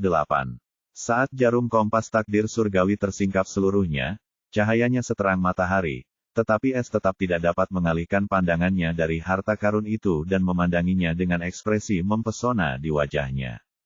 Tepat pada saat ini, tepat pada cakram perak jarum kompas hidup takdir surgawi, sebagian emas gelap mulai berkumpul dan mulai membentuk suatu bentuk. Kemudian, sebuah bentuk humanoid terbentuk dan sebuah sosok emas kecil yang samar-samar muncul. Itu adalah roh harta karun dari jarum kompas. Suara merdu yang sama yang dipenuhi dengan kebencian dan kedengkian itu terdengar lagi di dalam gua yang sunyi itu. Kehendak surgawi, mainan kecilmu itu tampaknya telah menghilang setelah melihat jimat harta karun abadiku. Sepertinya kau sampai di sini tidak begitu hebat, dan kau salah perhitungan untuk pertama kalinya, hahaha, biarkan aku membunuh hewan peliharaanmu ini. Es tetap benar-benar terpikat tanpa mampu melepaskan diri dari jimat harta karun ini sementara jarum kompas HFL mulai berputar memancarkan cahaya dingin. Jarum itu sekarang tampak seperti bilah pisau bundar dari bentuk dekagramnya, dan siap untuk mengiris tenggorokan Es. Saat Es tengah menjadi sasaran empuk, di atas langit wilayah inti pegunungan bayangan, awan tebal tiba-tiba mulai muncul disertai guntur 3 warna dan perlahan-lahan menutupi seluruh wilayah inti. Seluruh gunung yang suram itu diselimuti kegelapan total. Binatang-binatang iblis tua yang tinggal di gunung mulai melolong dan meraung histeris dan ketakutan sementara mereka bersembunyi di balik lapisan-lapisan tubuh mereka. Tekanannya juga mulai meningkat, bahkan binatang buas di alam jiwa berlian puncak pun tertekan dan mulai gemetar di lutut mereka. Lebih jauh lagi, titik pusat awan hitam yang mengamuk ini berada tepat di sekitar sebuah gua. Di dalam gua sementara milik es. Jarum kompas HFL hendak bergerak ketika tiba-tiba suara menghina penuh otoritas yang mengesankan terdengar dari mulut es. Menarik. Suara ini bukan es, namun suara itu juga menenangkan pandangan es saat dia berkedip kebingungan sejenak sebelum jantungnya berdebar kencang saat dia melihat jarum kompas HFL yang berputar berjarak 4 inci dari lehernya dan sosok emas kabur di atasnya tiba-tiba tampak bergetar. Suara bingung roh harta karun itu terdengar dengan sedikit ketidakpercayaan, "Es, siapa kamu?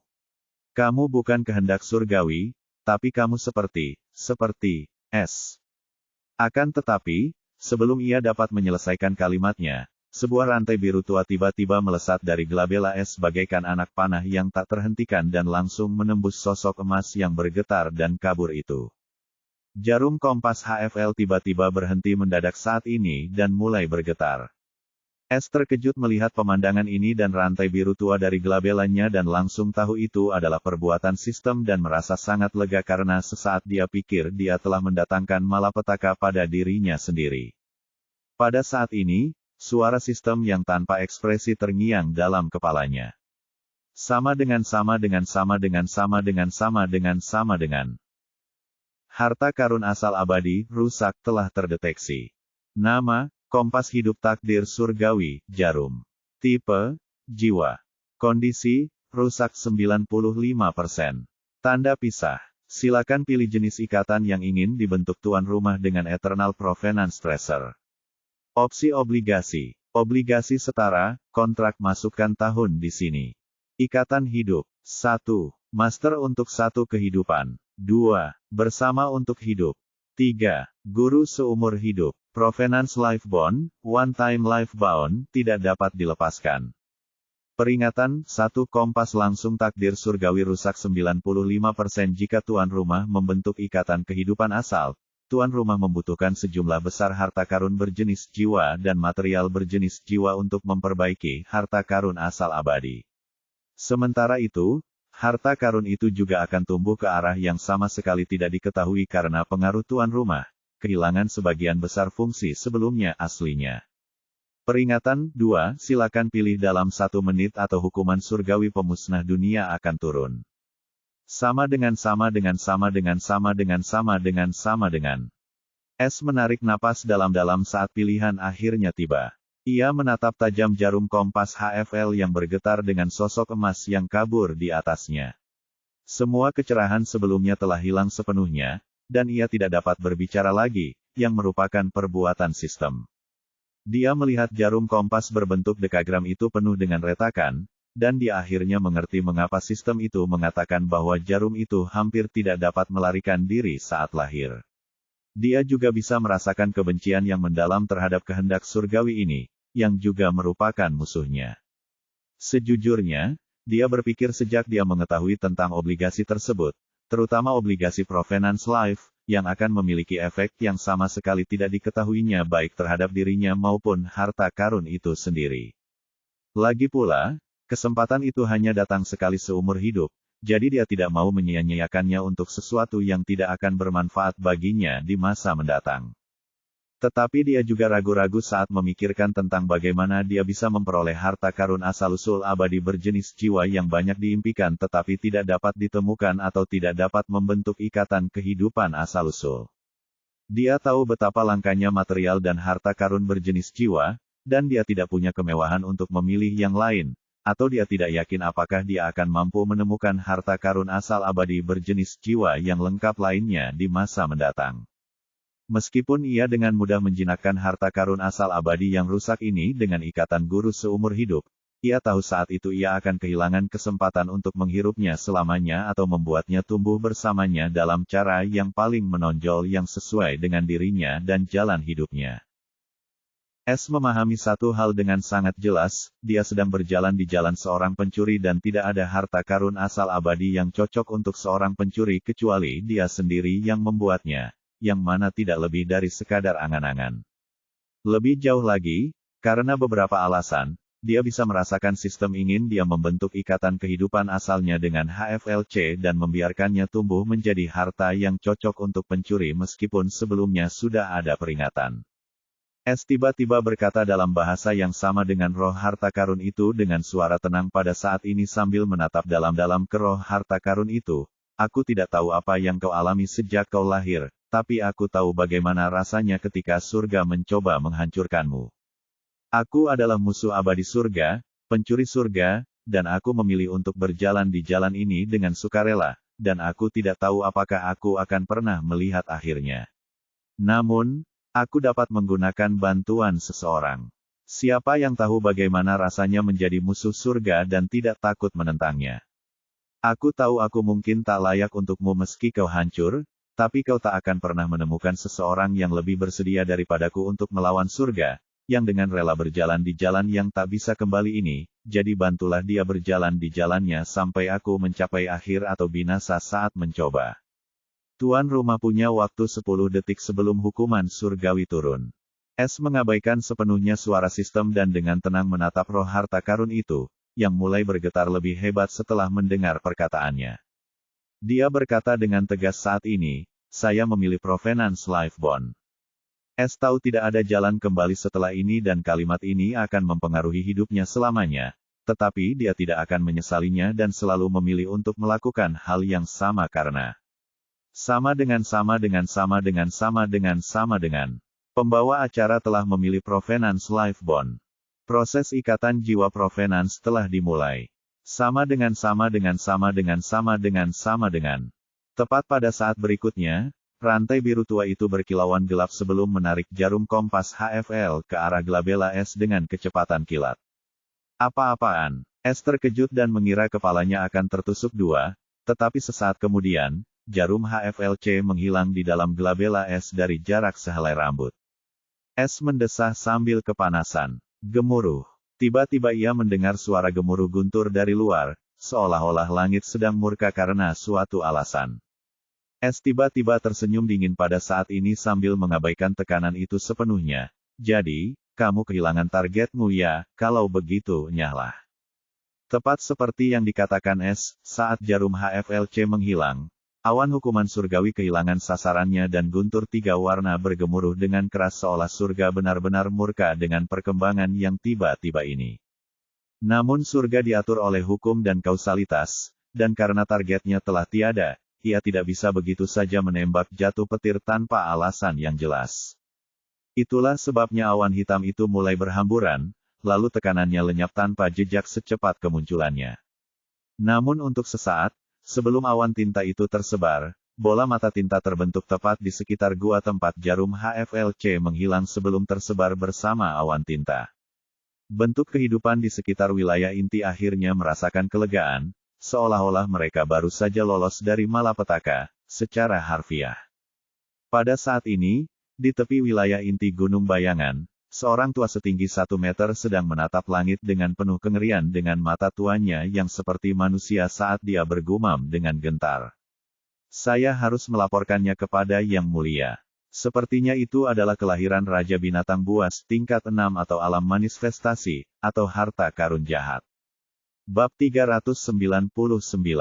S sama sekali tidak menyangka kalau ada orang yang mengalami keributan yang disebabkan olehnya di tengah-tengah pegunungan bayangan ini. Dan saat ini orang tersebut tengah tergesa-gesa menuju ke kastil Raja Iblis.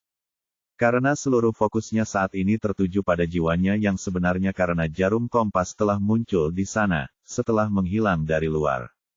S tiba-tiba merasakan sejumlah besar ki jiwa surgawi melonjak dalam rantai biru tua itu dan mulai memasuki sosok emas itu, yang sepenuhnya dilumpuhkan oleh sistem. Dia akhirnya mengerti mengapa sistem membutuhkan 1 juta poin jiwa. Itulah tujuannya. Saat sosok emas yang kabur itu menyerap ki jiwa surgawi dengan enggan, osilasinya menjadi lebih hebat saat S mendengar jeritan melengking dari roh harta karun yang membuatnya mengerutkan kening dalam-dalam. Tetapi dia tidak mengatakan apapun. Meskipun dia tidak tahu bagaimana ikatan kehidupan asal-usul ini terbentuk, sistem dengan jelas menyatakan bahwa itu adalah semacam cobaan mematikan yang ditetapkan oleh harta karun itu sendiri. Akan tetapi, dengan bantuan sistem, dia telah menghilangkan cobaan ini, yang mungkin akan berdampak pada harta karunnya, atau siapa tahu itu karena ki jiwa surgawi karena dia mengetahui konsekuensi dari berkultivasi dengan ki surgawi secara langsung. Sosok emas yang kabur itu tiba-tiba berubah gelap pada saat ini, karena teriakannya juga menjadi lebih tajam, dan bahkan Es merasakan pikirannya bergetar kesakitan. Namun itu bukan apa-apa, karena dia terus mengamati. Tiba-tiba, sosok gelap dan kabur itu mengeluarkan teriakan yang mengerikan sebelum berubah menjadi partikel-partikel gelap dan sepenuhnya diserap ke dalam jarum kompas dekagram yang retak.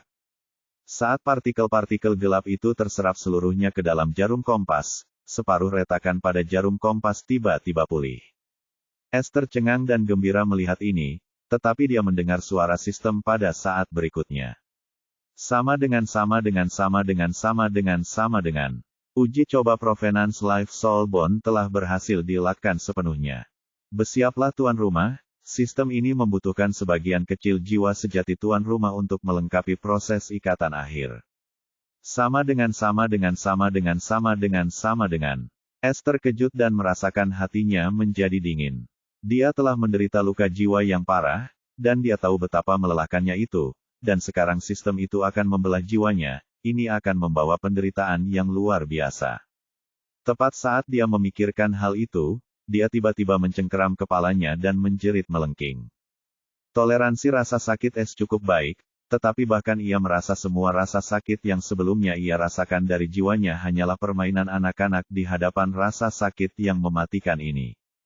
Di dalam jiwa sejatinya, seluruh ruang pikirannya bergetar sebelum sebuah retakan muncul pada jiwa sejatinya dan sebagian darinya terkoyak dengan paksa, meninggalkan sebuah celah pada jiwa sejati Es, yang jauh lebih parah daripada cedera jiwa biasa. Bongkahan kabut putih yang dibelah secara paksa oleh sistem tersebut secara misterius berubah menjadi sinar putih yang langsung melesat menuju pusat jarum kompas dekagram. Es sudah kehilangan kesadarannya saat ini karena rasa sakit yang tak tertahankan dari jiwanya yang terkoyak.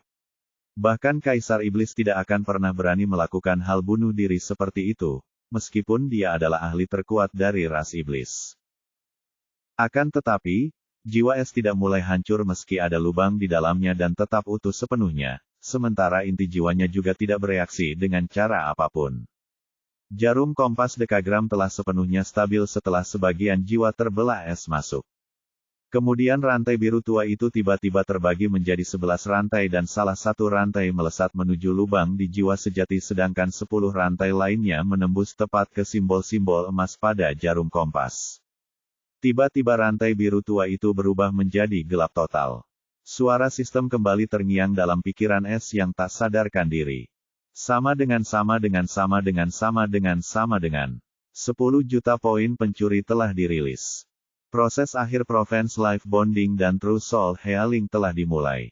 Perkiraan waktu, 719 banding 59. Sama dengan.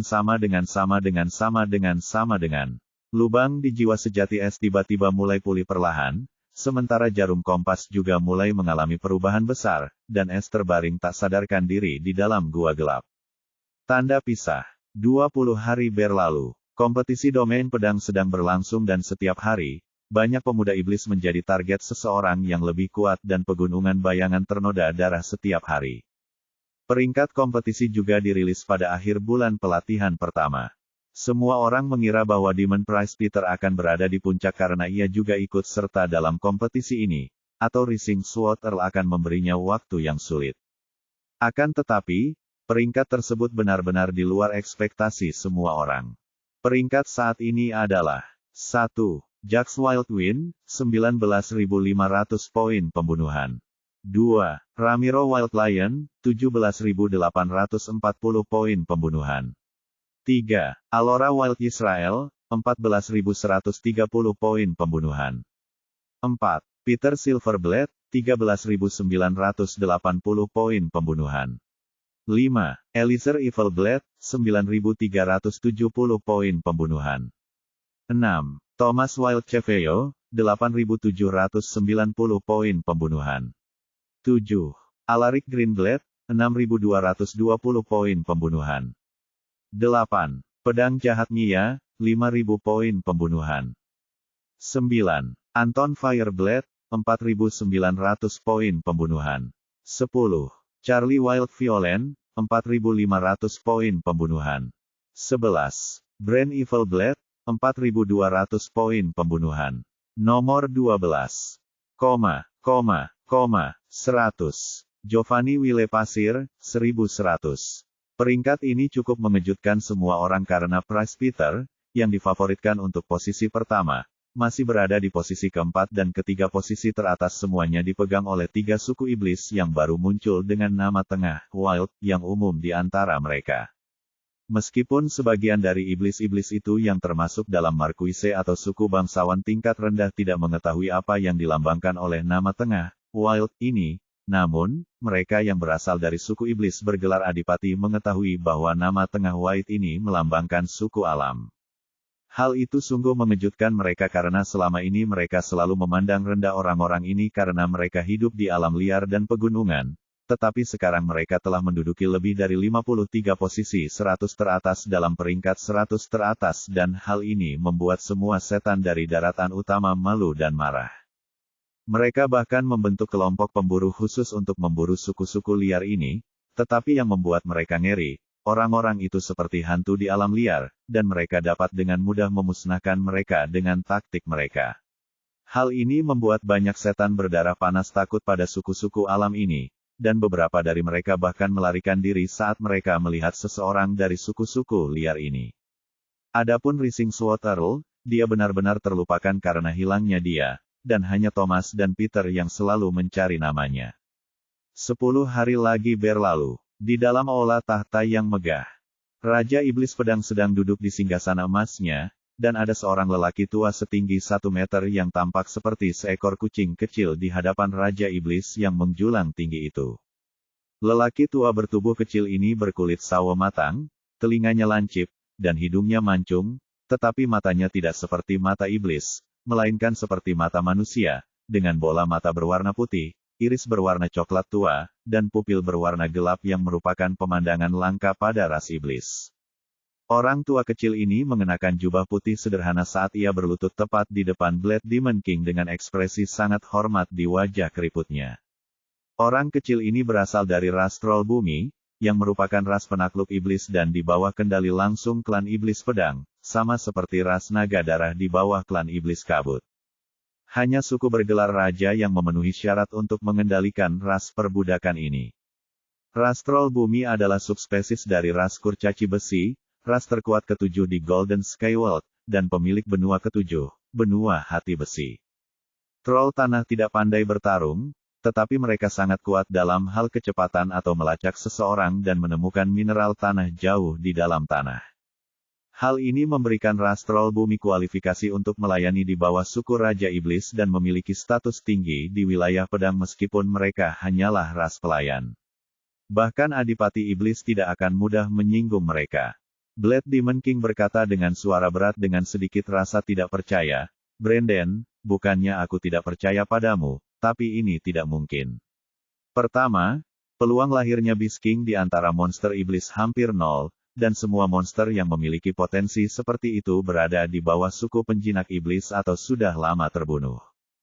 Terakhir, peluang lahirnya harta karun jahat di pegunungan bayangan bahkan lebih kecil daripada kelahiran Raja Binatang karena kamu tahu lingkungan seperti itu tidak akan tersisa untuk kita manfaatkan.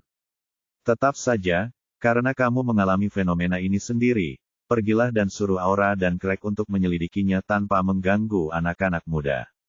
Blade Demon King tentu saja berbicara tentang awan hukuman surgawi yang dipicu oleh HFLC sebulan yang lalu. Tetapi dia tetap tidak akan mempercayainya sepenuhnya karena ini terlalu sulit dipercaya karena dia sendiri yang telah menjelajahi seluruh pegunungan bayangan untuk berlatih dan mengetahui tempat itu di punggung tangannya. Tetapi Brandon tetaplah salah satu ajudannya yang paling terpercaya yang tidak bisa berbohong kepadanya bahkan jika dia ingin. Jadi dia mengirim 2 utusan pedang untuk menyelidikinya karena dia memiliki situasi terkait Mist Domain yang harus dia tangani sendiri. Bab 400. Di dalam gua di wilayah inti pegunungan bayangan. S membuka matanya sambil mengerang kesakitan saat ini ketika kenangan sebelum kehilangan kesadaran membanjiri dirinya.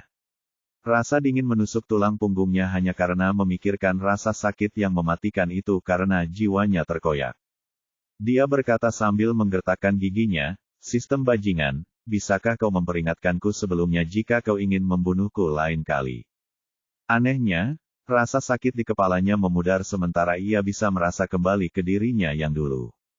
Pada saat ini, suara sistem bergema dalam benaknya. Sama dengan. Proses ikatan kehidupan Provence dan penyembuhan jiwa sejati telah selesai dengan sukses. Tuan rumah telah berhasil menjadi pemilik harta karun asal jiwa abadi, belum lengkap. Karena hanya menjadi komponen inti dari harta karun asal abadi, kompas langsung takdir surgawi tidak memiliki semua fungsi aslinya. Sekarang, kompas ini akan tumbuh bersama tuan rumah dengan cara yang paling menonjol bagi tuan rumah dan membuka fungsi acak. Sistem telah membuat kolom status baru di panel status tuan rumah tempat tuan rumah dapat menemukan skema peningkatan untuk harta karun asal abadi yang baru lahir, belum lengkap dan dapat melengkapinya dengan bahan dan TP yang diperlukan. Sama dengan. S terkejut ketika mendengar pemberitahuan mendadak ini, namun itu bukanlah akhir. Sama dengan. Tolong sebutkan harta karun asal jiwa abadi yang baru lahir, belum lengkap. Sama dengan. S mengerutkan kening dan memeriksa jiwanya yang sebenarnya sebelum mengatakan apapun. Ia kebingungan saat melihat perubahan pada jiwa sejatinya, bukan hanya jiwanya yang berubah total, namun jarum kompas dekagram kini melayang tepat di atas inti jiwa jingga dan berputar bersamanya.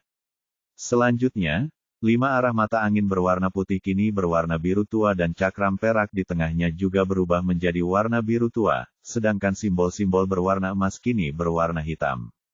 Tetapi simbol hitam dengan titik kompas hitam sekarang bersinar dalam cahaya keemasan gelap, sementara 9 lainnya sama sekali tidak aktif.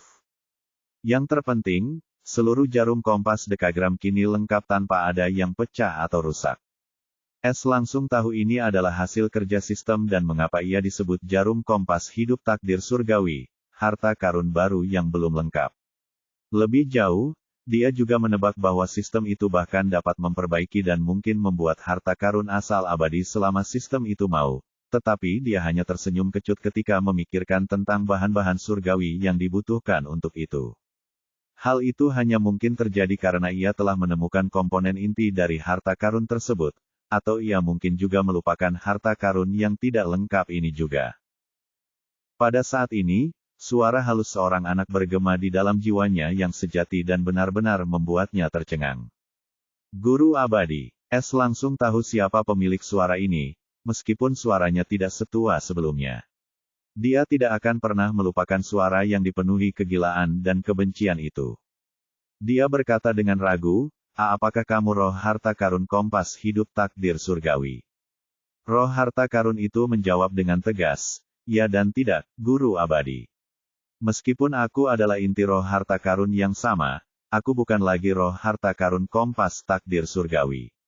Aku dianugerahi kehidupan baru oleh guru abadi, jadi tolong sebutkan namaku." S terkejut karena ini sejalan dengan penjelasan sistem. Dia bertanya lagi, "Jadi, kamu tidak bisa lagi menemukan harta karun?" Inilah alasan utama mengapa ia menginginkan harta karun ini dan bahkan menahan rasa sakit karena jiwanya terbelah. Jika fungsi ini juga hilang, ia akan sangat marah, dan ini juga berarti sistem telah menipunya. Setelah tubuhku sebelumnya hancur, aku hanya bisa menyelidiki takdir untuk menemukan beberapa harta karun yang tidak penting dengan mengorbankan masa hidup inangku.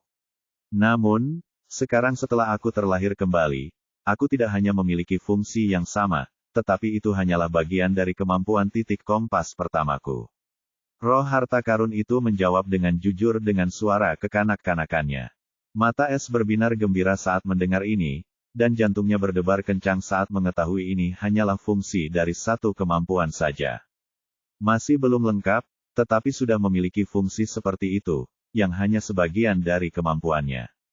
Bagaimana jika itu adalah harta karun yang lengkap? Bukankah aku akan menjadi tak terkalahkan? Namun, saat berikutnya dia bertanya dengan ragu, kamu bilang rentang hidup dan takdir, apa maksudnya? Apakah kamu memerlukan rentang hidupku untuk menggunakan kemampuan ini juga? Tidak, Eternal Master adalah pemilik sejatiku, dan aku akan hancur saat Eternal Master meninggal, jadi aku tidak akan pernah melakukan apapun untuk menyakiti Eternal Master. Mengenai takdir, aku tidak bisa menjawab pertanyaan Eternal Master karena aku dibatasi. Aku hanya bisa memberitahumu bahwa aku adalah harta karun takdir abadi yang dapat mengubah takdir, kata roh harta karun itu. Mata Es menyipit, walaupun dia tahu takdir adalah sesuatu yang tidak akan pernah bisa diubah, dan konsep yang benar-benar luar biasa, tetap saja dia sangat terkejut bahwa harta ini dapat mengubahnya. Ini juga menjelaskan mengapa harta ini tidak mempunyai kemampuan menyerang maupun bertahan, tetapi apa yang dimilikinya sudah jauh lebih kuat dari apapun. Dia bertanya, siapa yang membatasi kamu? Entahlah, tetapi setelah aku bangun, aku akan diberi batasan-batasan ini, tetapi batasan-batasan itu tidak akan membahayakanku sama sekali, itu hanya akan menghentikanku untuk menjawab beberapa pertanyaanmu yang akan membahayakanmu, atau kamu tidak siap untuk menerima jawabannya. Batasan-batasan ini hanya dapat disingkirkan, seiring dengan semakin kuatnya sang guru abadi. Es mengumpat saat mendengar ini. Sial, aku tahu siapa yang memasang batasan sialan itu. Es berhenti berbicara dengan roh harta karun untuk saat ini dan bertanya dengan tegas, sistem, mengapa kamu harus membatasi roh harta karun dan mengapa kamu tidak ingin aku tahu tentang takdir? Tuan rumah belum siap, dan itu hanya akan menghalangi jalan tuan rumah. Beberapa hal hanya dapat diketahui dengan kekuatan, atau mungkin menjadi benih malapetaka, seperti karma. Sistem hanya dapat mengatakan ini, semakin banyak tuan rumah mengetahui tentang takdir, semakin banyak karma yang akan Anda terima, dan itu akan memperkuat hukuman surgawi tuan rumah berkali-kali lipat, yang tidak direkomendasikan oleh sistem. Apa-apaan ini, karma? Ekspresi Es menjadi suram. Namun sistem itu tidak membalasnya lagi dan ia hanya bisa menghela napas pasrah. Baiklah, kau menang. Mengenai nama harta karun yang baru lahir ini, karena harta karun ini akan tumbuh bersamaku dan berubah sesuai dengan jalan yang kutempuh. Mari kita beri nama, Kompas Takdir Pencuri Abadi. Es tiba-tiba teringat nama ini, saat dia memikirkan nama sistem itu dan menemukannya sangat cocok untuk harta karun abadi masa depan seorang pencuri. Sama dengan. Nama telah berhasil dicetak pada harta karun asal abadi, belum lengkap. Silakan buka status untuk detail lebih lanjut. Sama dengan. Es segera membuka, harta karun Provence abadi, yang baru muncul di panel statusnya. Sama dengan. Harta karun asal abadi. Nama, Kompas Takdir Pencuri Abadi. Tipe, Jiwa Takdir. Nilai sekarang, nilai 3, dapat ditingkatkan. Kelas 4 di alam kultivasi jiwa keempat, inti jiwa merah. Status, belum lengkap, 10% lengkap. Kemampuan, 1. Kemampuan berikutnya terbuka pada penyelesaian harta karun sebesar 20%. Skema penyelesaian, 1 tersedia. Untuk mencapai 20% penyelesaian, bahan yang dibutuhkan. 1.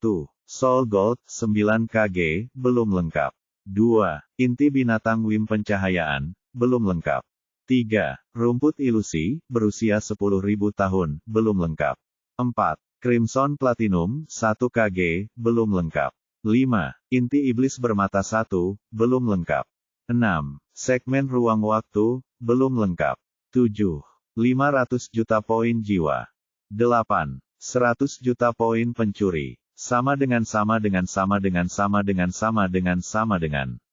Raut wajah Es berubah menjadi pucat, apalagi membicarakan tentang pendirian 6 material pertama itu, dia bahkan belum pernah mendengar namanya sebelumnya.